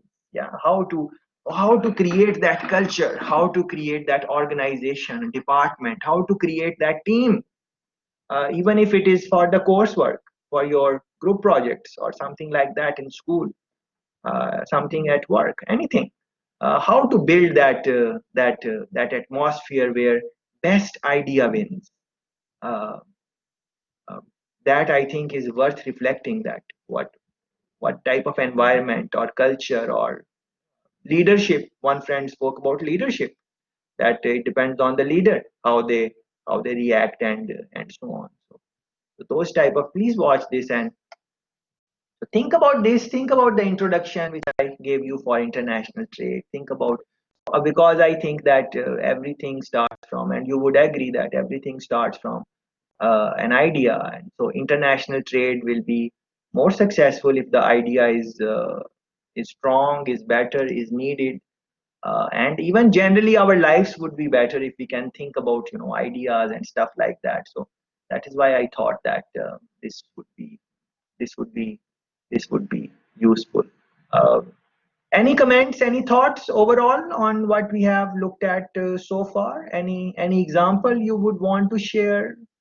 Anything you would want to share with colleagues, with friends, so they can learn from, I can learn from your experience, they can learn. Any concluding thoughts on this one before I move on? Anything you want to say?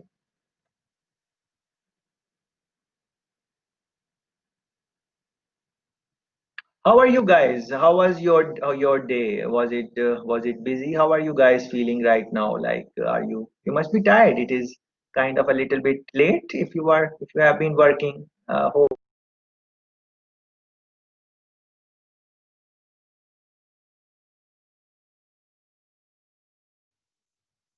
It's okay.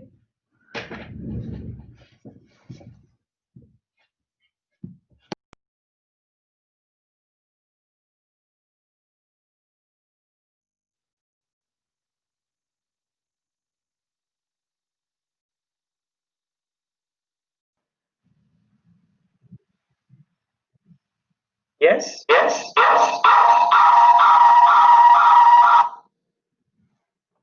Anything?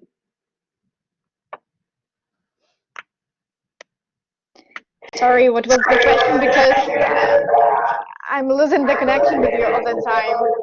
Okay, I'm sorry for that. I was asking, how is your day? How are you guys? A general question, just to, because Okay. I just started and we did not exchange any greetings or something like that. So I thought that let me ask you guys, how was the day? How is school work? How is other things? How is the spread of COVID-19? How are you guys overall, generally speaking? That was the was. Anyone can respond to that, please?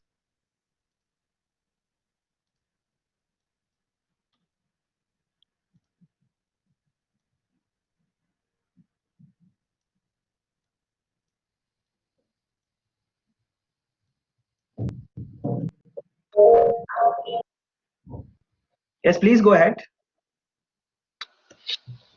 My day so far has been okay. I mean, I'm a little bit tired, but it's still interesting and I'm excited how the course will continue. Okay, Yeah, the same. it's pretty late for the lectures, but if the information is interesting, so we can keep going and learning and discussing. Yeah, it is kind of late, maybe for the class for you guys, because I think it is 5 or 6 or something like that in Germany. But that is because of time differences and stuff. So think about that. International trade, international business. You would have to engage with people in different countries, in different zones, time zones, using these type of technologies where sometimes they will break up, sometimes they will come back.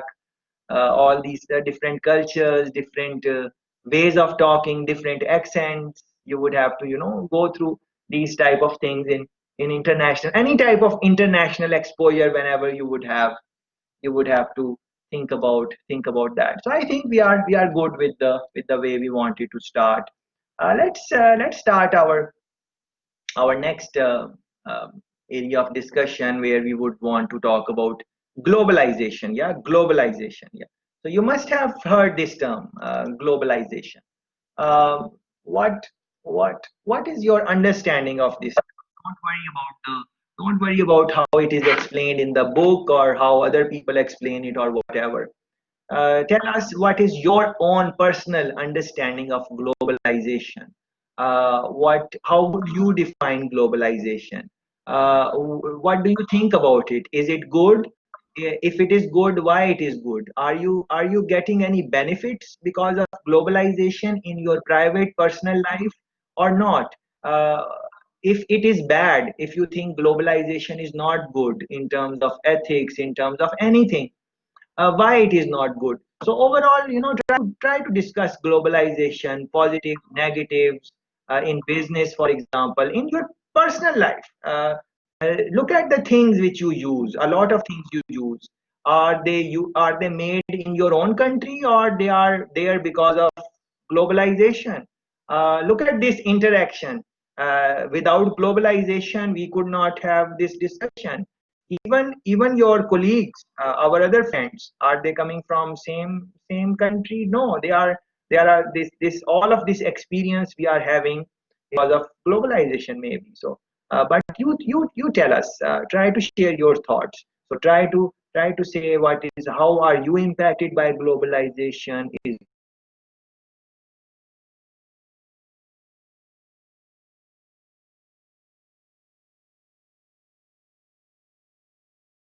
example, COVID-19, it spread very fast.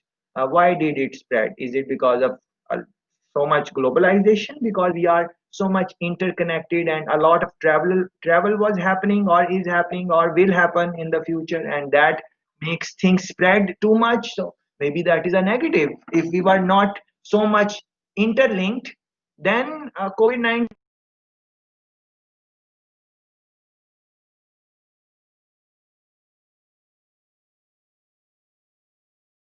So think about those things, and anything you want to say, please go ahead.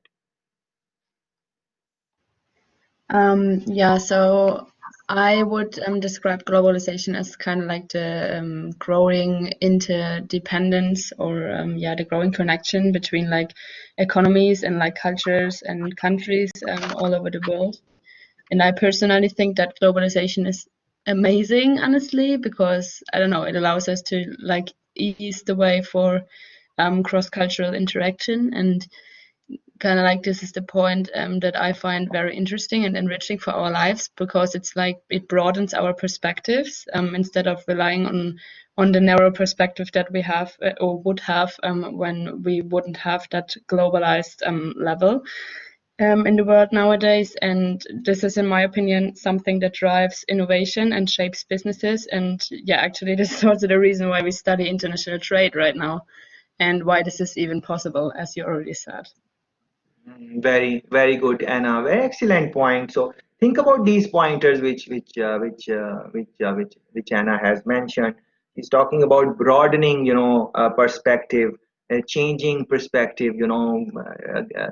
Seeing how things are done in, maybe other societies. And very good point he has made, that these type of things, sometimes, many times, they can They can drive creativity, they can drive innovation, new idea development, and from there things would improve. So very good. She has connected it with the earlier discussion also, idea development or and so on. Thanks, Anna, for that. Next one.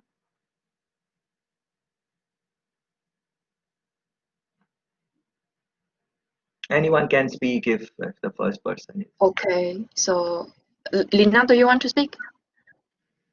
Oh, okay, I can start. So in my opinion, I think globalization, there is good and bad side. And what is good is like some good and services that are only available in certain country. It makes it available to everyone in the world. Whenever you are, you can get goods and services in another side of the world. And what is bad about globalization is, I think, yeah, as you see, a lot of big companies, they outsource the production to some low developing country or developing country like China or Bangladesh, because they have very cheap labor, and that's why a lot of people also lost jobs because of that. And it might also not that ethical at some point, because the workers, they are working in a bad condition and are not very well paid. So yeah, that is my input.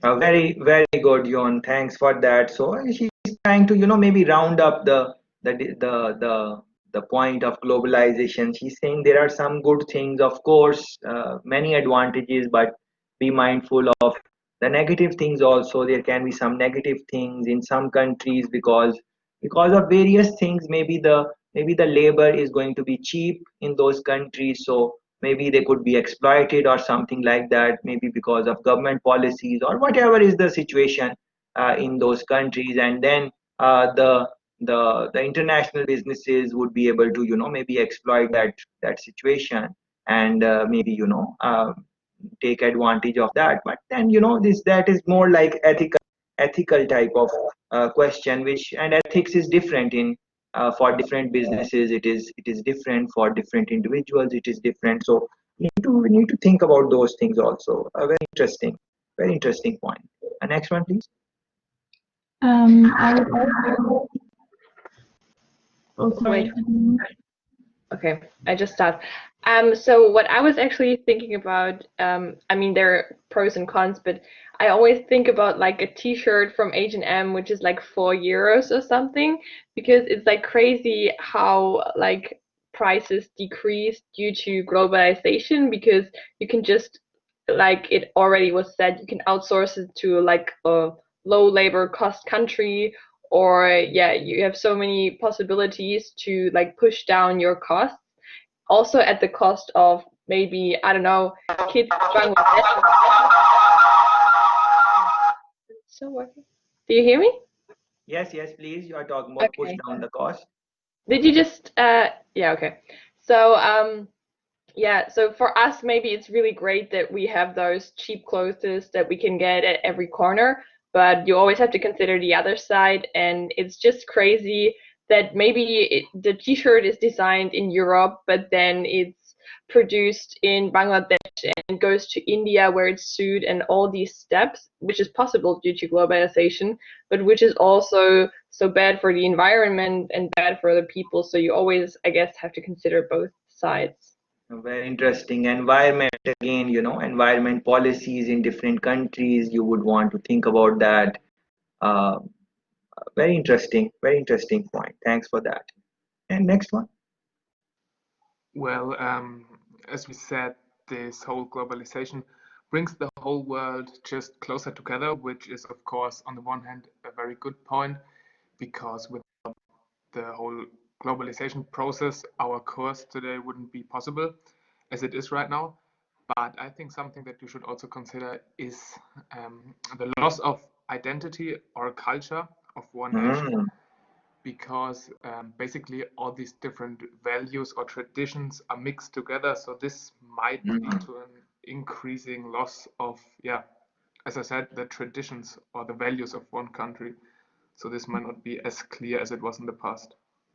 Excellent point, Sebastian. Excellent point. When you are talking about this, is there any country or some region in your mind, or some example is your mind where you saw that because of this globalization, that individual identity was kind of something like that is in your mind? Please share if that is true.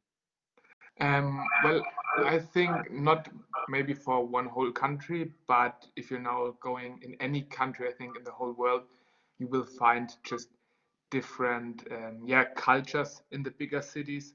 So this is something that you can notice, which is I think a big difference to, let's say, 50 years ago, for example. So this is just a mix of different cultures and values, which is now pretty common, I guess, all over the world. Very, very interesting. Thanks for bringing that in the discussion. So think about that. He's talking about big cities, especially. So in big cities, what would happen, because they are big and more opportunities are there, people from other places would want to come, and especially if they are developed, then people from other countries might also want to come in those big developed cities. And over a period of time, you would see what Sebastian is saying, that what would happen to the identity, the taste, the values, the whatever of that city, originally speaking. What would happen to that? Because now you have Indians coming in that city, you have Chinese coming in that city, you have people from all over the world coming into that city. So what would happen to the culture of of your own over a period of time? How will you identify that? What is the norm, what is ethical and what is not? And yes, there are broader principle of ethics, but in different cultures, in different societies and different countries, the ethics are very different. In some societies, people eat the animals and stuff like that, which you might not eat in your society. Maybe that is wrong for you, but remember that it is not their fault. They are brought up like that. They like the taste. This is how uh, they were raised.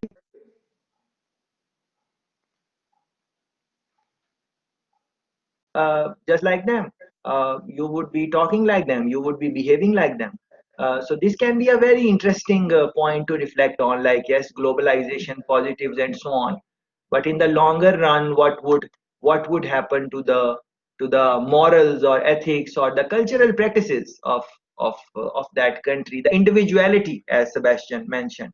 What would happen to that? So uh, uh, you would want to consider that. So let's say you are going in a country. Let's say you are starting, you are a foreigner and you want to start a business in Germany, and you would have a general understanding about the culture of the Germany, but the city or the place where you are going to launch your product or service in Germany, you might not just want to look at the German culture overall.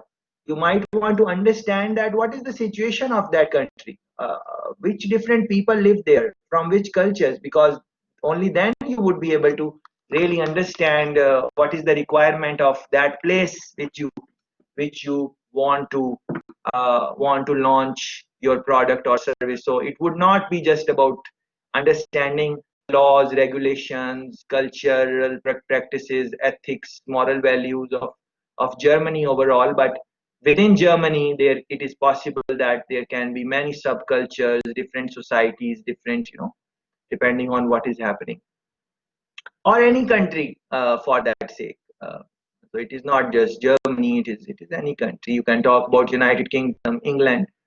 So in that you would have a you would know the culture or practices of British people, of English people, but what is the culture of London?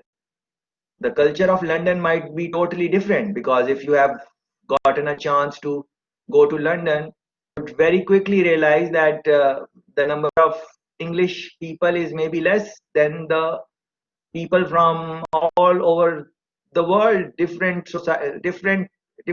people coming from different countries, different religions, different ethical principles, different lifestyles. Yeah.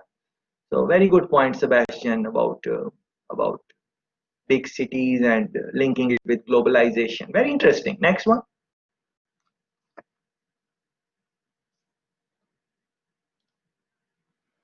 Anyone can speak, please. So for me, it has like good points and bad points, like it was already mentioned.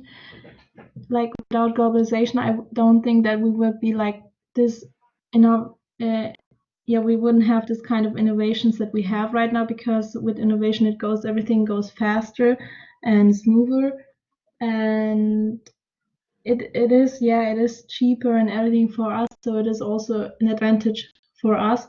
But I also see like the problematics with it. The other countries that don't have like saying India or China, if they say like, no, we don't want to produce for that price because it is too low, then the people mostly from Europe say, okay, then we go to the other country that produces also cheap. So you have to do it. So it is a pressure for these countries, and that is something I don't think that it should be like. There has to be globalization because it is so important for the whole world, but it should be definitely changed in some ways, that the countries don't get like used, the poor countries. Excellent point, Faith. Very good point. And reflect on the things which she was mentioning. For example, price. So think about it. You are into international business, international trade. You managed all the hurdles, and you were able to successfully launch your product or service in a new country. But let's say you are making let's say you are making pens or something like this. If you are making pens and you launch them in some country, the customer is not only looking at your pen, but they are also looking pens of a similar quality or whatever from other markets, from China. This is what Faith mentioned. So maybe a Chinese company can make similar pen, similar quality, and they price less.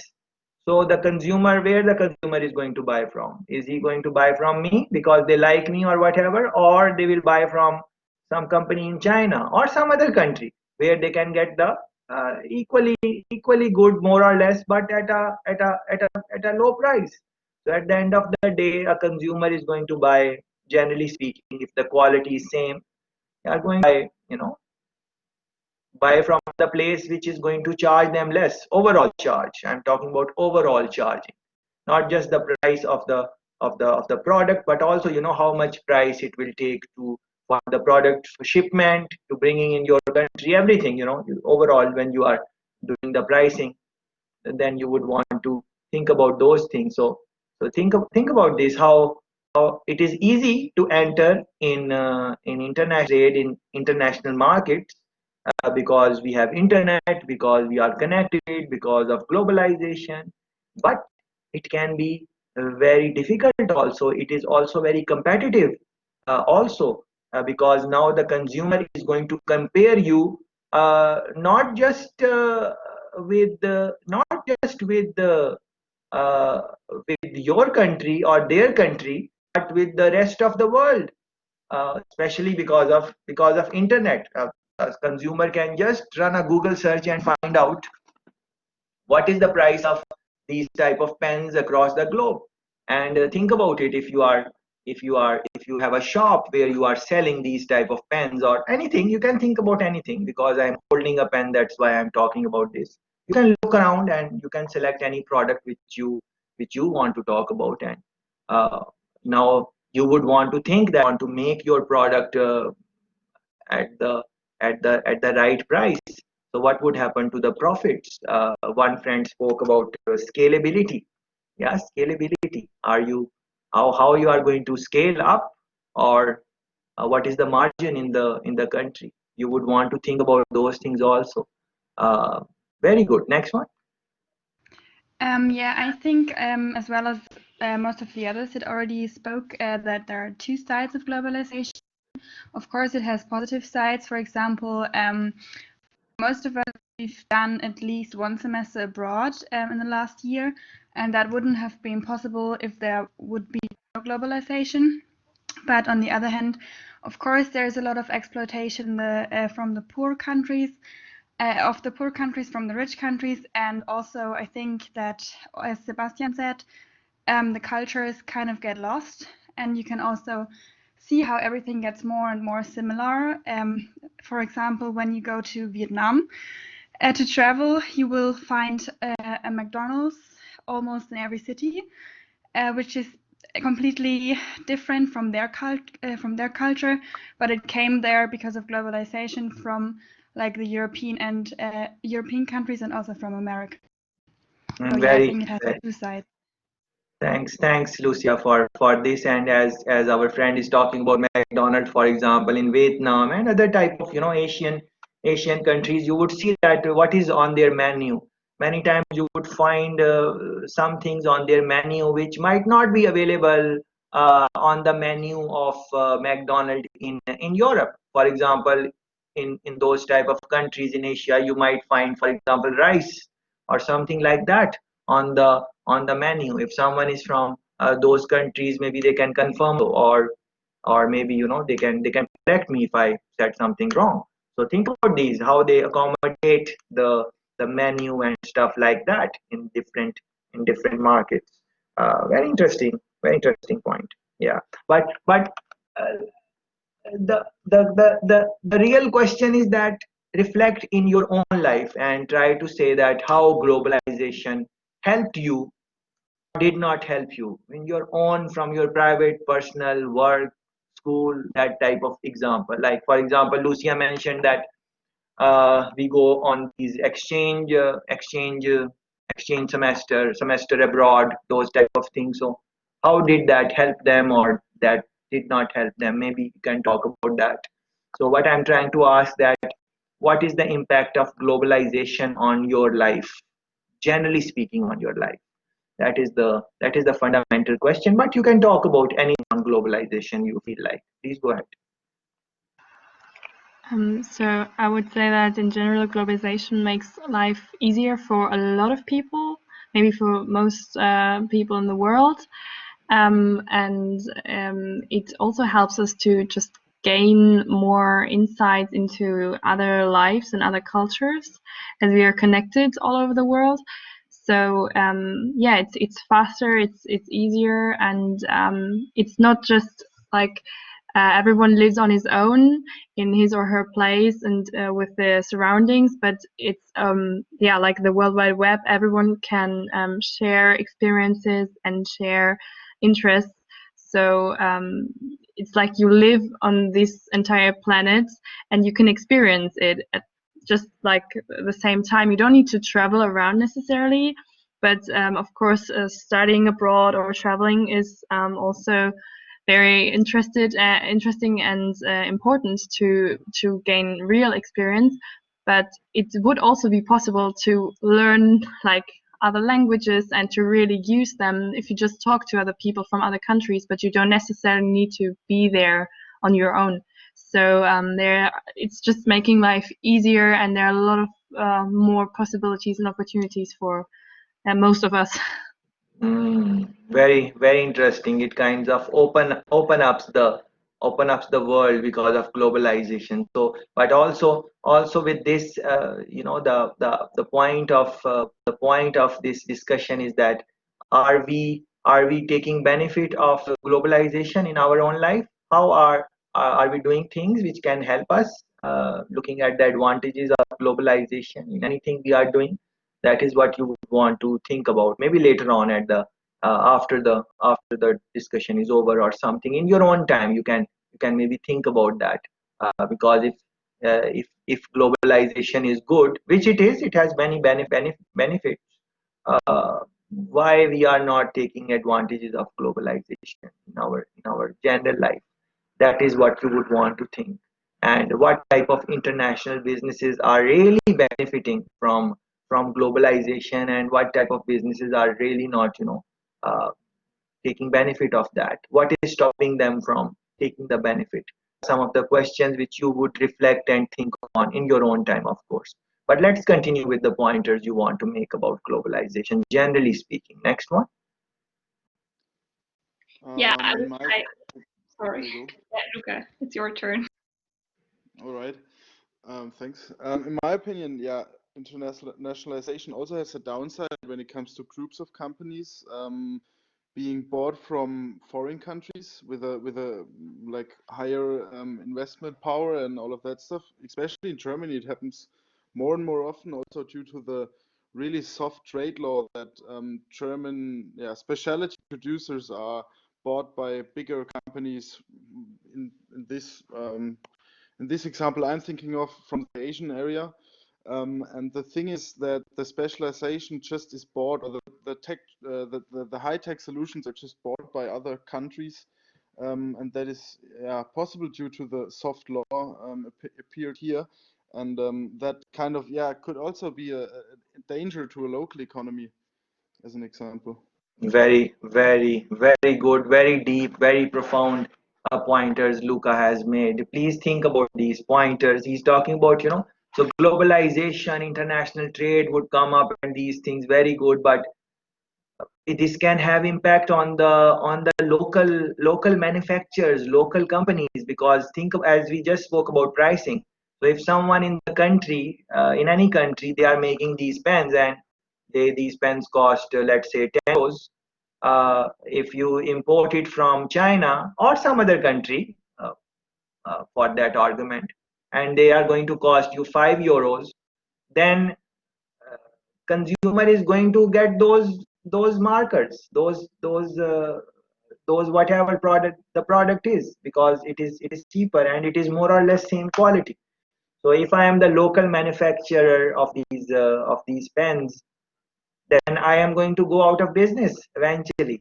I can't compete with the company which is making and shipping to my country for just 5 euros, because my cost is 10 euros, and my cost can be 10 euros because maybe the electricity is expensive in my country, maybe the raw material I am getting from the country, that is more expensive, maybe the labor is more expensive in my country, maybe the laws are not very supportive. All of those things combine together, and at the end of the day, the local manufacturer, in anything in anything in any product or service, they would go out of the business. So then what would happen? That country would be dependent on imports. When you are importing, what are you doing? You are importing the goods, and you are giving them your foreign exchange, your US dollars, or whatever foreign exchange is being used. Generally speaking, it is US dollars. So you are buying those and you are giving those in exchange of that product.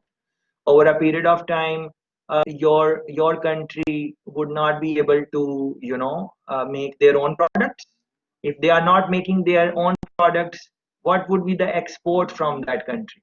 Well, they are not making any product, because other countries are making the products cheaper, so the countries importing, and they don't have any laws to protect the local manufacturer for one reason or another. So what would happen in the long run?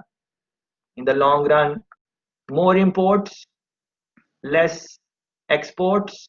Nothing is going out from the country, more things are coming in, and the consumer has developed the taste of foreign goods.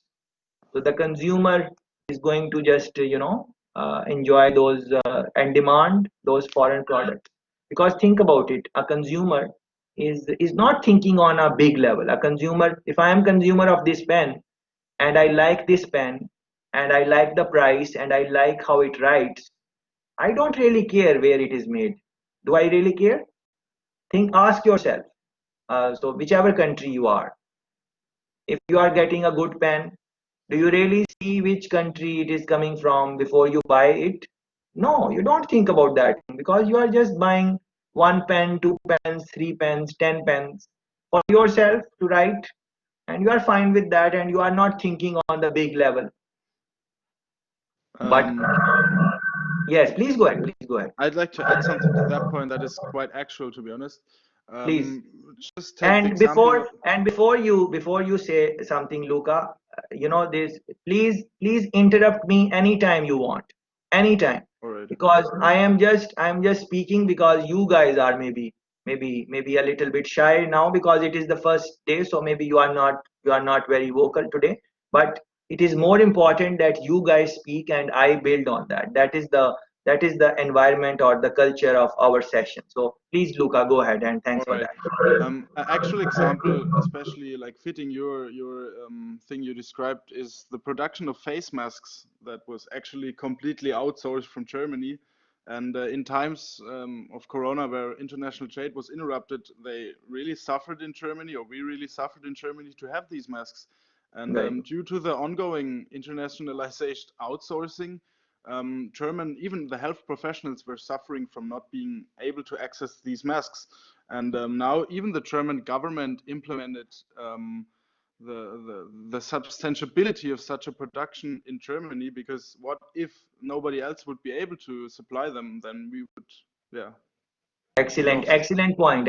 And other people would be even if we are not from Germany, we can relate with this because it's happening in so many other countries. Just a simple Google search would tell you that similar type of practices our countries are taking.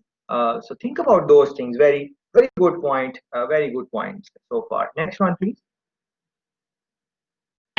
Yeah, actually, I wanted to say the same with the face mask, that it's a really big problem that countries are so dependent from each other if a crisis like now is coming. But yeah, on the other hand, globalization also gives a lot of opportunities. For example, when I say, okay, I want to work abroad or I just want to travel, it's always possible, actually. Okay, not in these times, but actually it is. And yeah, it can also change the view a lot. For example, my grandma didn't travel that much and she has such a different view and than me, for example. And yeah, we can meet so many cultures and we can have so many contacts around the world. And I think it's really interesting. And yeah, so I think, yeah, of course, there are a lot of pros and cons. But on the other side, I'm also happy to have an electronic device, what was produced in Asia. Okay, but if they wouldn't produce it, maybe we won't have cheap phones now. And yeah.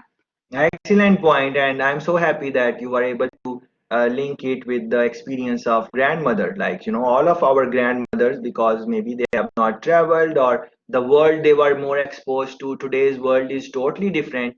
It is not that they are not smart or they lack anything. It is just that the exposure is not there, and our exposure is more because even if we have not traveled much, the internet helps us to travel. We can see the documentaries, we can see so many of these things which we take for granted, which maybe people who are elder, our parents or their parents, they would not had that. So exposure, that is again very interesting point. So thanks for that. Next one. Well, you have asked us to reflect on our personal experiences with globalization. So just wanted to say that I'm Ukrainian and I'm studying currently in Germany. I'm working in Germany and I'm doing my internship soon here. So that was the great possibility that globalization gave me. But on the other hand, my friends who stay in Ukraine, they are all working for foreign companies. So girls are working for Norwegian Airlines, Austrian Airlines in the call centers. Guys are working for American IT sector. Another friend is working for Israeli company VIX. So like they stay in their home country, but they work internationally and they have salaries. Another level the level of living in the country. So that was really a huge opportunities for people who have potential to really develop themselves and still stay with their families and not leave in their country. So that's what globalization actually provides us with, and it's great. But I guess globalization is marvelous too. It depends on us if we use it in our hands for good or for bad. And we can also observe that who are outsourcing some maybe manufacturing into the developing countries. Some of them provide new job opportunities, invest in the communities and help these countries to develop and to be better than they are, or certain regions. But in other companies just exploit people, pollute rivers and air. So it really depends on our responsibility how we actually use globalization. But I also wanted to mention that nowadays there is right now another trend like globalization, or or even nationalization. Like just having a look at the United States and what Trump is doing right now. He's like imposing some tariffs on the China, or like he is trying to increase tax, or did increase taxes on German cars. And we can see here that some countries might even try to combat globalization and to have this more internal way of development. Excellent. Very lovely to have you, Lena. Welcome to to this room, and very good to hear the perspective from Ukraine. Beautiful country indeed. So think about these things, guys. These terminologies which Lena mentioned. Please run a Google search and try to understand them, what they mean. Localization she used, nationalization she used, and you know how she's linking it with government policies. That was very beautiful, like Honorable Trump, United States of America, how she was able to link it with the things which are happening in the world right now. I'm sure you guys are familiar that India and China, they are having a little bit of fight uh, over some disputes. If you are not familiar, just run a Google search, India, China, and it will the news come up, and you can read what is happening. And because these are big countries in population, and China, of course, is very big and powerful country, no doubt about that. But because of this dispute now, you know, America is also getting involved. So think about the role of politics in international trade, you know, how it is going to affect the politics. So very beautifully, Lena mentioned that, you know, the restrictions. Please Google these terms, which if you are not familiar, I'm sure you are, but in case you are not, Google these terms like tariffs, trade barriers, these type of terms, and try to understand them in your own time. So for example, she explained that how America is, you know, putting in some sanctions on car manufacturers from certain countries. Other type of, you know, maybe they are trying to save their own businesses, as I explained earlier, with the example of pen or something like that.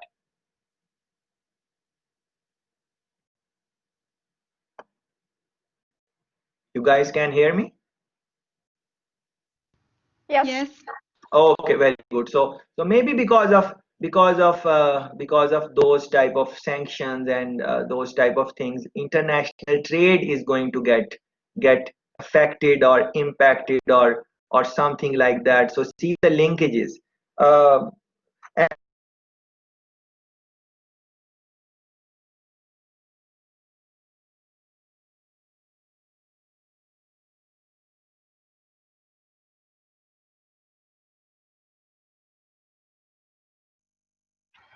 Now we can't hear you.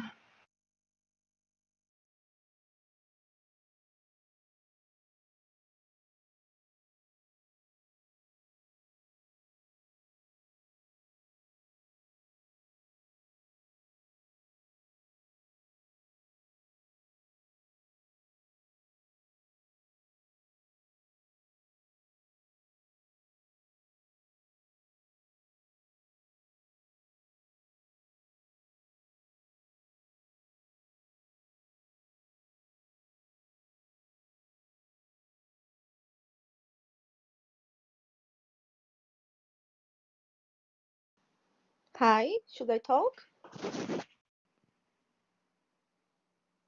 Yes, so besides all the good aspects about globalization, I would like to give two examples that like they are connected to me or to my country. Yeah, I come from Brazil, and I have some family members who have some coffee farms, and they already have these farms like for many years. And I remember going to these farms when I was a kid and playing with some kids workers and stuff. And I remember the house of the workers. So everyone was super simple, and yeah, they have super difficult life. And some years ago, the farms owners decided to export the coffee, and so they expand a lot the farms and everything, but the workers, they didn't had this benefits, so they still living in the same house with the same simple life. And the worst thing is that if they want to get the same coffee, it's actually expensive for them than for the outsiders. So I think that this side of globalization is a little bit unfair.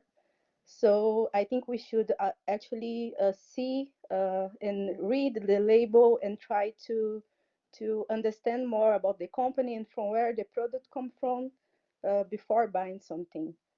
Because maybe you think, okay, it's come from Brazil, and we helping the people from the city, but actually it's not happening. And another example is about Brazil in general. Last year, China had one problem with their meat, so they had to import a lot of meat to their country, and they made one agreement with Brazil that they would import our meat. And so the government, our great president, he decided to sell our meat. So we didn't have too much for ourselves, and the price were super high. So like I'm not in Brazil anymore, but my mom's there, and she was complaining. Everyone there was complaining because they didn't had um, enough meat. So, and because of that, because of the scarcity, they ended paying really a high price because Brazil was selling their meat to China. So yes, that's another example that I think globalization sometimes is can be a problem for the local people. And Excellent. of course, it's good for the company and make it them way so even more richer. But yeah. Excellent points, and welcome to you. Good to know you are coming from Brazil. Very nice. And these type of issues are, are there. She spoke about coffee. So, for example, Jamaica is known for their coffee around the world, and these type of similar issues can happen here also. And then the pricing, these countries where coffee is grown, what is the price? Which, for example, look at Starbucks. For example, Starbucks is an international business, international trade. All over the world they are spread, and they buy coffee from these type of countries, and what Leila just mentioned. And at what price would they buy the premium quality? That is not maybe much because of their, whatever overall agreement they would have. And but at what price they would sell? So in a luxury shop in, let's say, Japan, the high premium coffee coming from, let's say, Jamaica, what would be the cost of that? Very expensive, extremely expensive cup of coffee. But on the I'm talking about luxury coffee shops in parts of Asia. But on the other hand, this thing which Leila mentioned is, what is the benefit to the grower, the person who was growing coffee? Or you can think about other products. We are just Coffee is just one of them, but this similar thing happens in so many other products. You can think about that. So the person who is farming those, if it is a small farmer, uh, he he is not going to maybe take the junk of the volume of the money involved in the supply chain. He might not become very prosperous, although he's working very hard, and he's producing that thing, in this case coffee. But you can think about other examples also. So these type of issues can happen because of the positives and then negatives, thinking about that.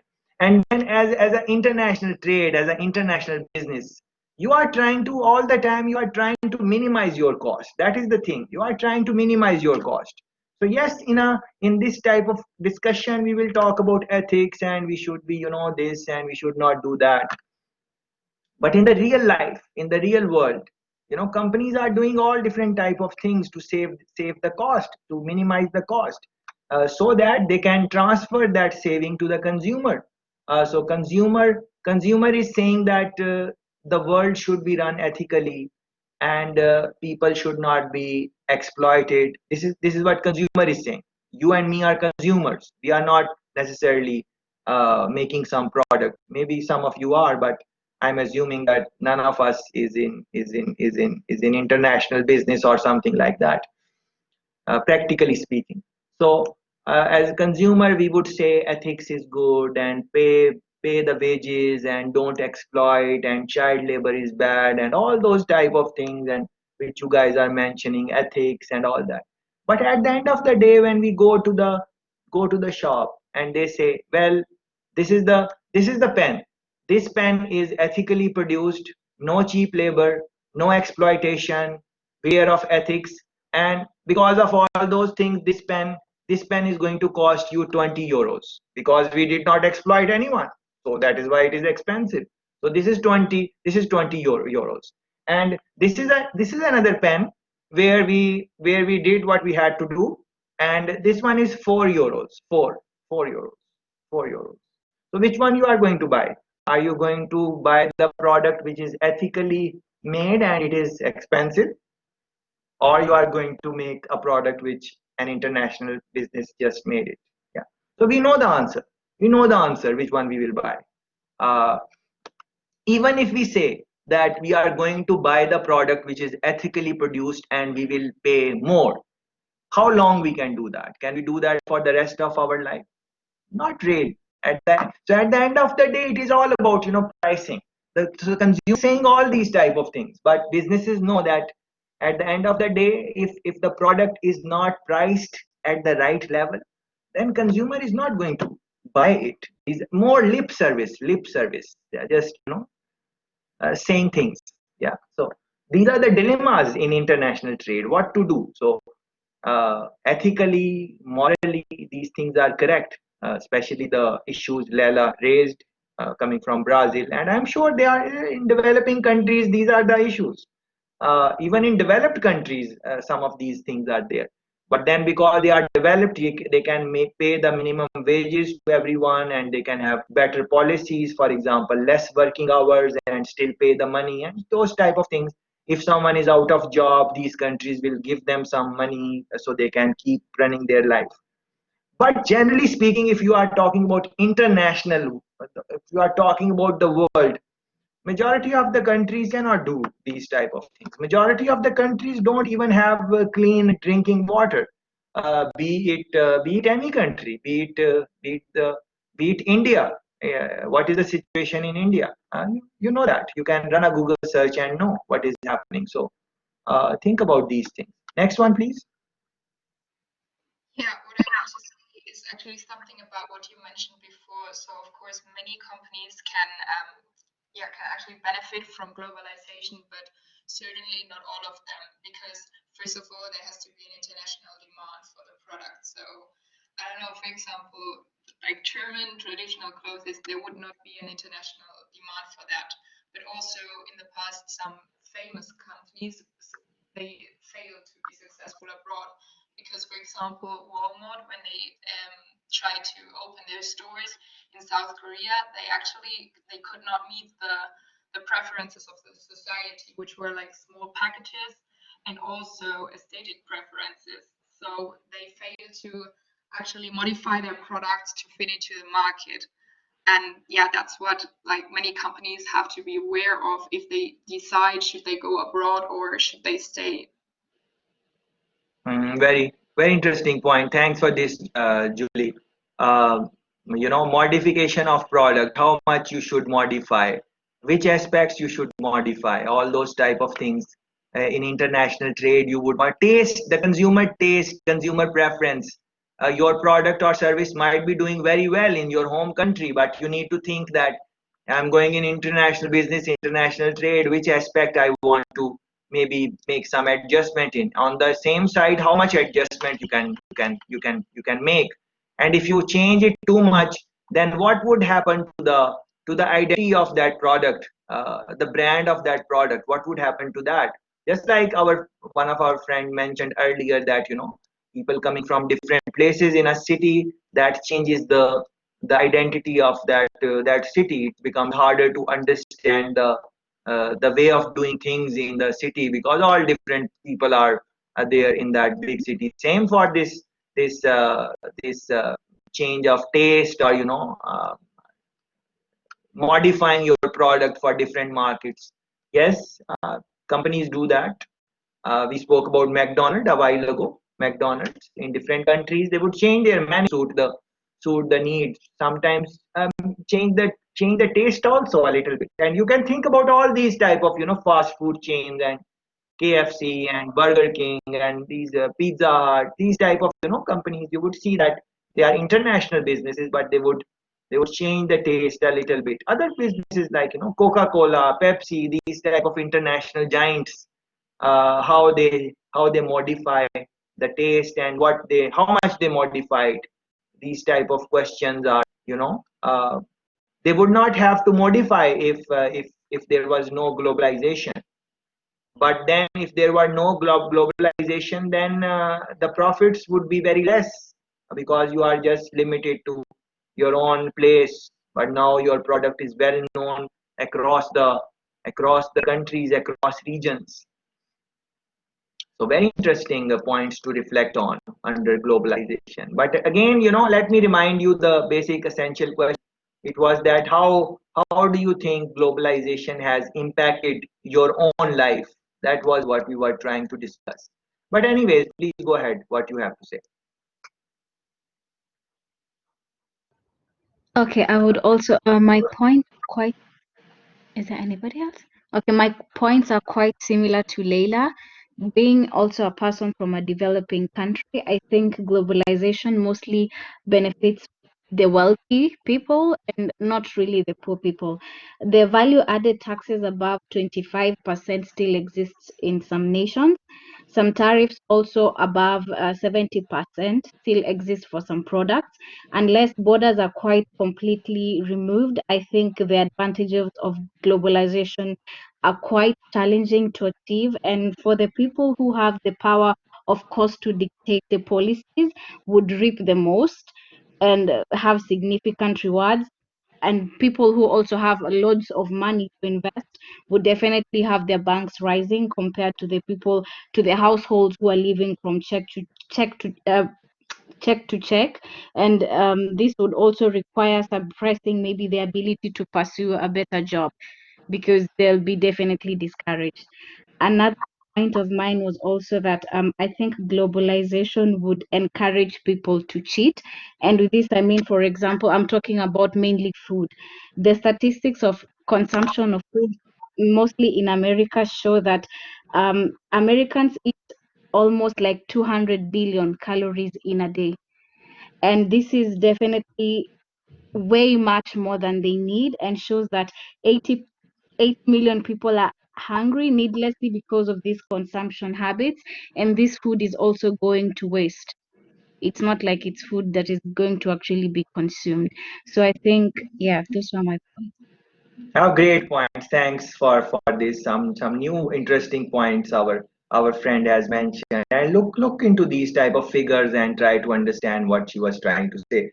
But that is why maybe the obesity rate, the rate of fatness is very high in United States and these type of countries where they are consuming a lot of food. And she's absolutely right that it is going to waste anyways.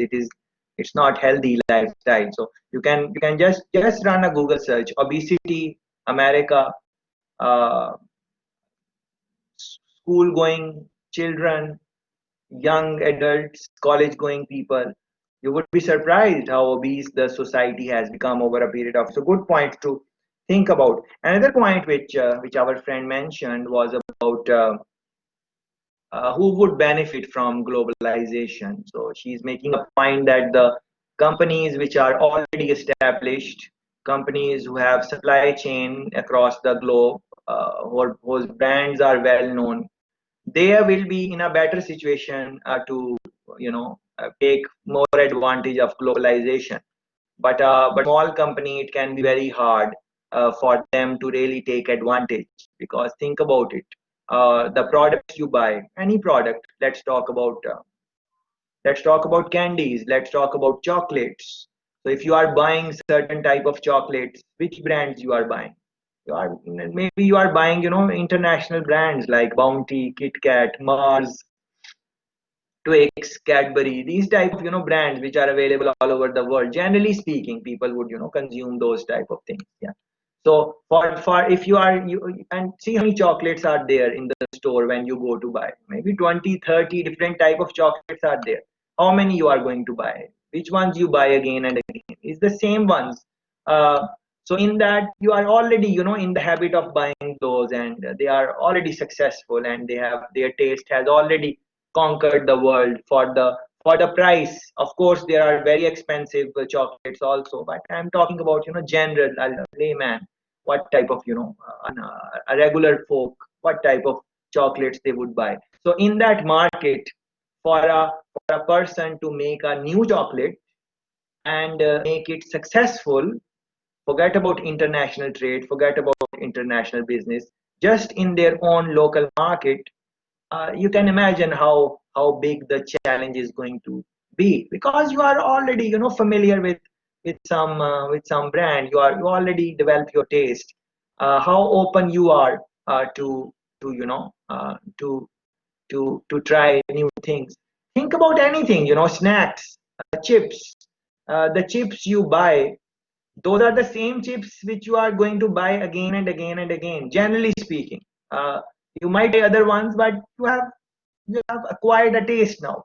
So it's the same products. In drinks, it's the same drinks you are buying, generally speaking. Yeah. So so think about that. In that context, how hard it can be for a new business to the break the barrier in terms of entry, in terms of consumer buying them. Yes, they can put the products on the shelf, but will the consumer really buy the product, and will they really like the product? uh, think about that. It's quite hard. Think about like Coca-Cola, it's an international trade, international business all over the world. Pepsi, all over the world. These are very big businesses. Everyone knows about them. It's very unlikely that someone is not familiar with a Coca-Cola or not familiar with Pepsi, no matter which country you go to. Yes, some countries would be more Coca-Cola, countries would be more Pepsi, but they are aware of that. But think about it. Is there any other brand which was able to compete with Coca-Cola or Pepsi? Not really. Yes, there are other brands which make good sodas, and they are black sodas, and yes, they are okay, but not at the level of Coca-Cola, not at the level of Pepsi. There are so many companies which produce beverages and stuff like that, soft drinks, but none of them had that type of success in carbonated water. We are specifically talking about black carbonated water. Yeah. So in that, no other company could have that success. Yeah.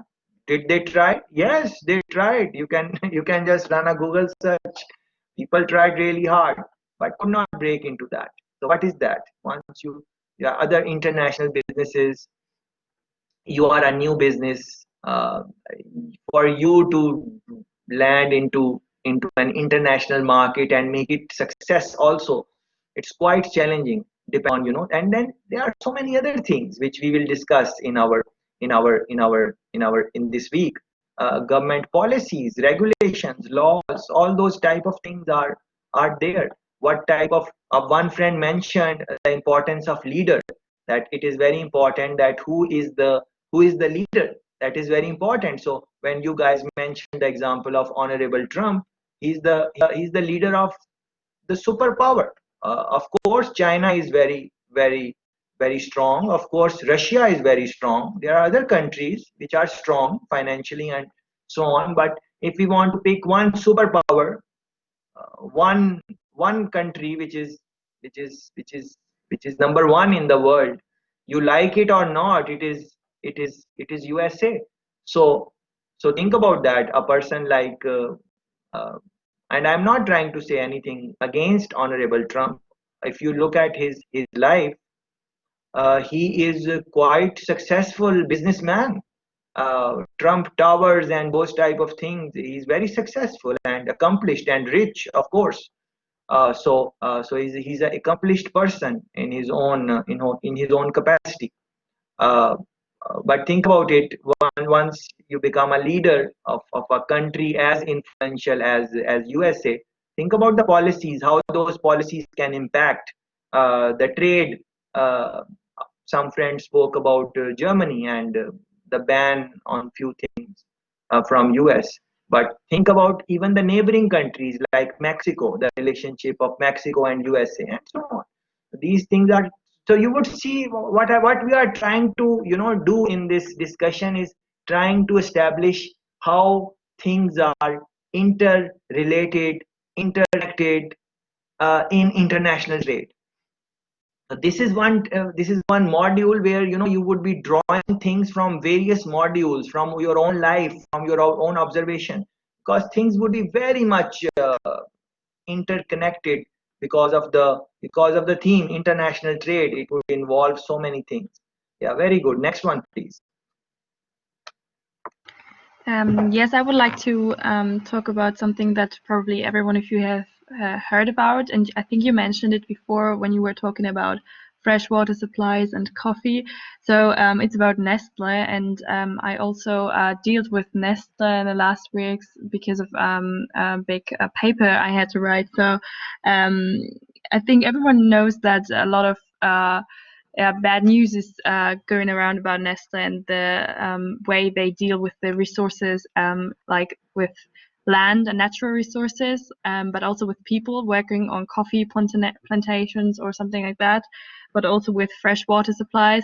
And also, I just saw a documentary yesterday about Nestle sourcing a lot of drinking water in France, and they sell it like in Europe, for example, in Germany. So I can buy the Vitel water in the supermarket, and that's what makes me feel so crazy, and like it's just absurd because it's our neighbor country, and it's gonna be exploited.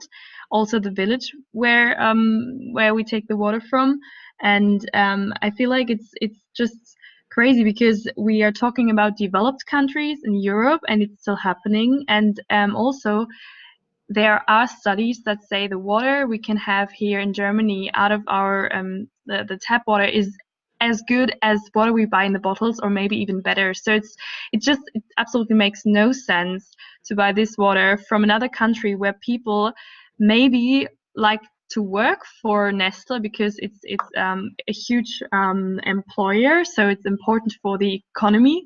But on the other side, they maybe work for them for the next few years, but in the end, the next generations, they have to suffer from it because they destroy their own land and they destroy their water resources. And that's what makes me feel so crazy, because maybe we can hide this problem of globalization and of unfairness and these differences because it's somewhere in the world where we don't feel connected to. But if you think about things happen like just around you and your normal lives, it's just my neighbor country, then I feel like that's just crazy. I can't believe that's true. Very, very true. If we are thinking, we can feel that. What other things you? I assume it was a big project. What other things you learned in that project? Anything else? Because I understand it was international. It is international type of company. So what else you learned? What is your takeaway from anything you want to say in terms of that international business? We learned that Nestle has its business in a lot of things, and they have so many different brands that you probably don't even know if you buy just a brand that it is from Nestle. So it's kind of hidden, and that they exploit a lot of things like water, like the natural resources. They have to deal with animal testing and unfair labor conditions. So it's this huge company, and they just cover up all the things they are dealing with. We went through their homepages and web pages, and I was just confused because there are different information on the English website and the German website, and it's just so much stuff to read that I got crazy just about the research of my part, which was child labor. So I got really angry because I felt like this huge company, they put so much information, so much effort in the way they present themselves on the outside, and still you don't really know about the truth. I think in the end you can just know if you would really go to the source where the things are actually made of, like for example at the coffee plantation. You would have to go there and really see how people cut the coffee beans, and otherwise you wouldn't really see what's there in reality, because if they do official statements, that maybe sounds nice, but you never really know. That's what I learned out of this work. Yeah. You learned a lot, and through you, all of us learned what you learned in doing that project. You explained us in 2-3 minutes, and we thank you for that. Really appreciate that. And think about that. These companies like Nestle and so on, these are really international businesses, and many times, as Tess explained us, that we will be buying a product uh, of that company, but we would not really know, because they have so many different brands, and their brands are standalone brands. So it would say very small somewhere that the product is made by this company. But if you look at these products, these type of products which you guys are talking about, they are essentially made by 2-3 companies, all of these. For example, think about Pepsi. They don't just make carbonated water. Just go on their website and see how many different things they make. You will be surprised. They make snacks, different type of chips. Same for Coca-Cola and these companies. But going back to what Tess was saying, he's talking about Nestle and these type of companies. You can go on their website. I really encourage you to go on their website and see what are the brands they make. Other companies like Procter and Gamble and these type of companies, you would be surprised how many products they make and how well diversified they are. And because they are very big, then they are more rich, they are more resourceful, they are more well connected, they are better networked. They have access to highest offices in the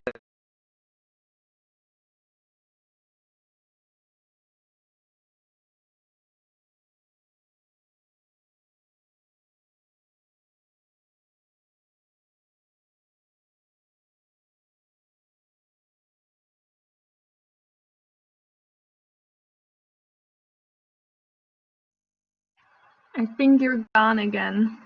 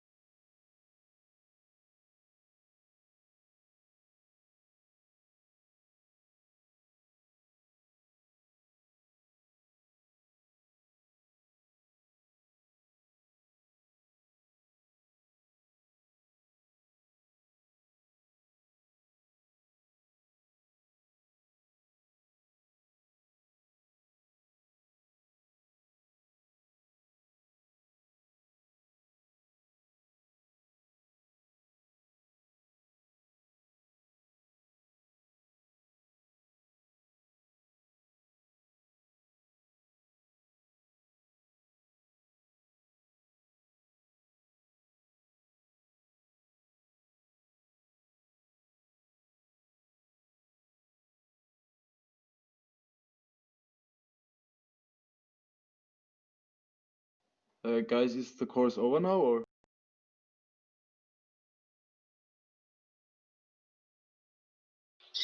I I have don't no think idea. so. I think he Nee, would ich have denke, said der kommt goodbye, wieder, but oder? ja, ich glaube auch.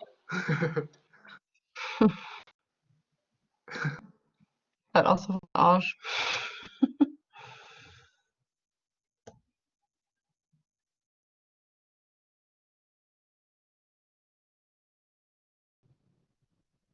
So because of these issues, which we were speaking a while ago, these big companies are able to exploit, do the exploitation. Uh, and that is why they keep on becoming richer and richer and whatever. And for small business, it becomes very difficult for them to engage and so on. A very good point so far. Please reflect on these points. Yes, next one, please.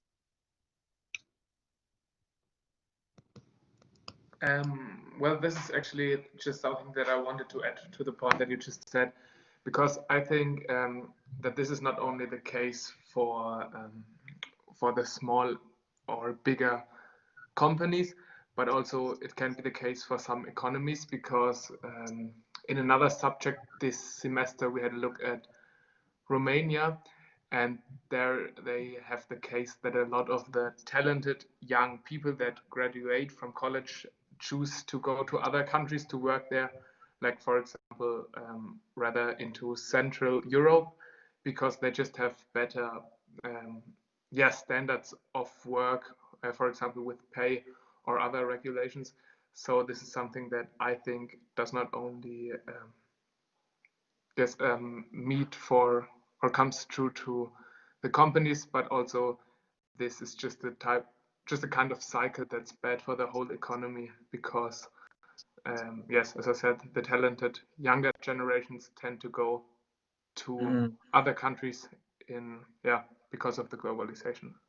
Very, very interesting point. Very interesting, Sebastian. And this is kind of, you can link it with brain drain. This is a big problem for many countries, because the talent is going to go in other countries because the opportunities are not available. And then if you would see that these international businesses, they are more or less headquartered, or their headquarter or the station is more or less in similar in the same country. So most of the international businesses are headquartered in certain countries, not in these developing type of countries, generally speaking. Yeah.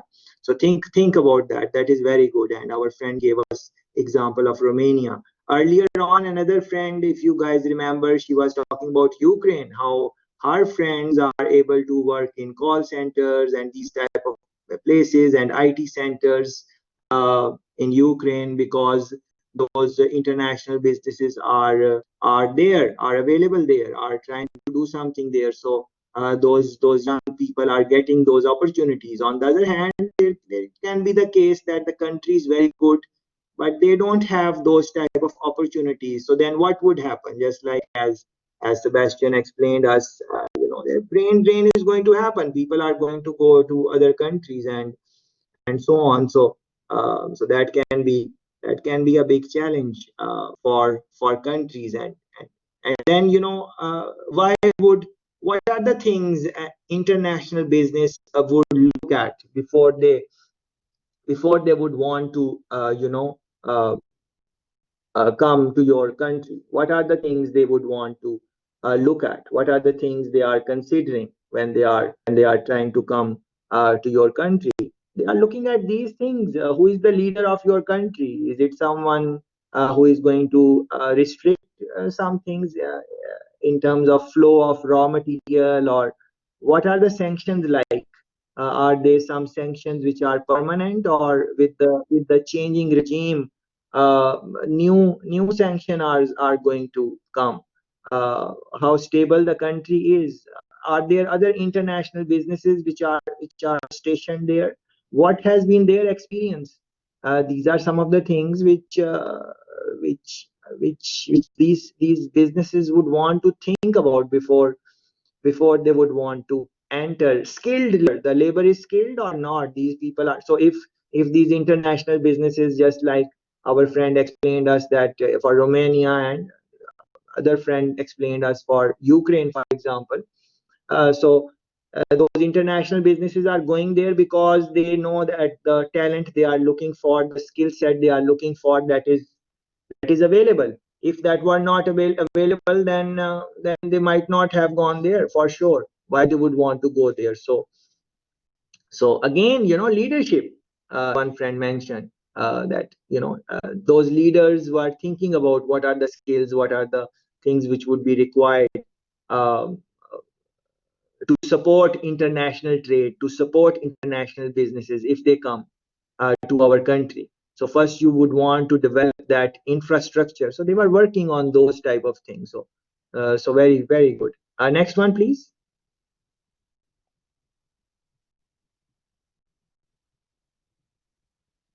Couple of people have raised their hands. Please don't raise your hand if you are not going to speak. Well, I just wanted to add to your point, what kind of aspects are taken into consideration before entering the country. So, of course, it's political stability. So if the country is in the state of war, as Ukraine now is, many investors just don't consider this option because, of course, it's not safe.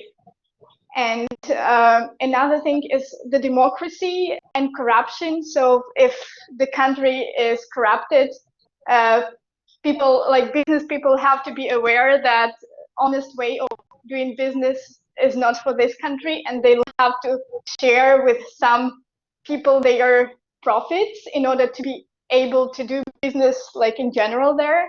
So the people from developed countries, like European Union countries, are not okay with that.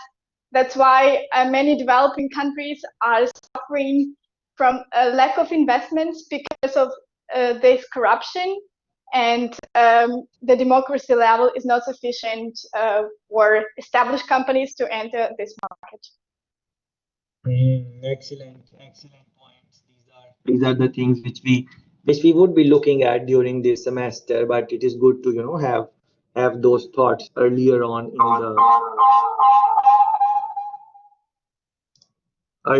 in the conversation. Very good, very good, very good. Any other thoughts which someone else has raised there? I think Mutuka, Lena has, I think, spoken, unless you want to say something else. But Sylvia, I think she want to say something. But yeah, so that is a decent start. So please reflect on these things. Idea generation, globalization, other terminologies which our friends used in the discussion. Run a Google search, try to develop your own understanding, think about examples, how they link with your own life. And we would have similar type of style going forward. Please be more vocal and stuff like that. Yeah, with that I'm closing our engagement. I think that is good enough.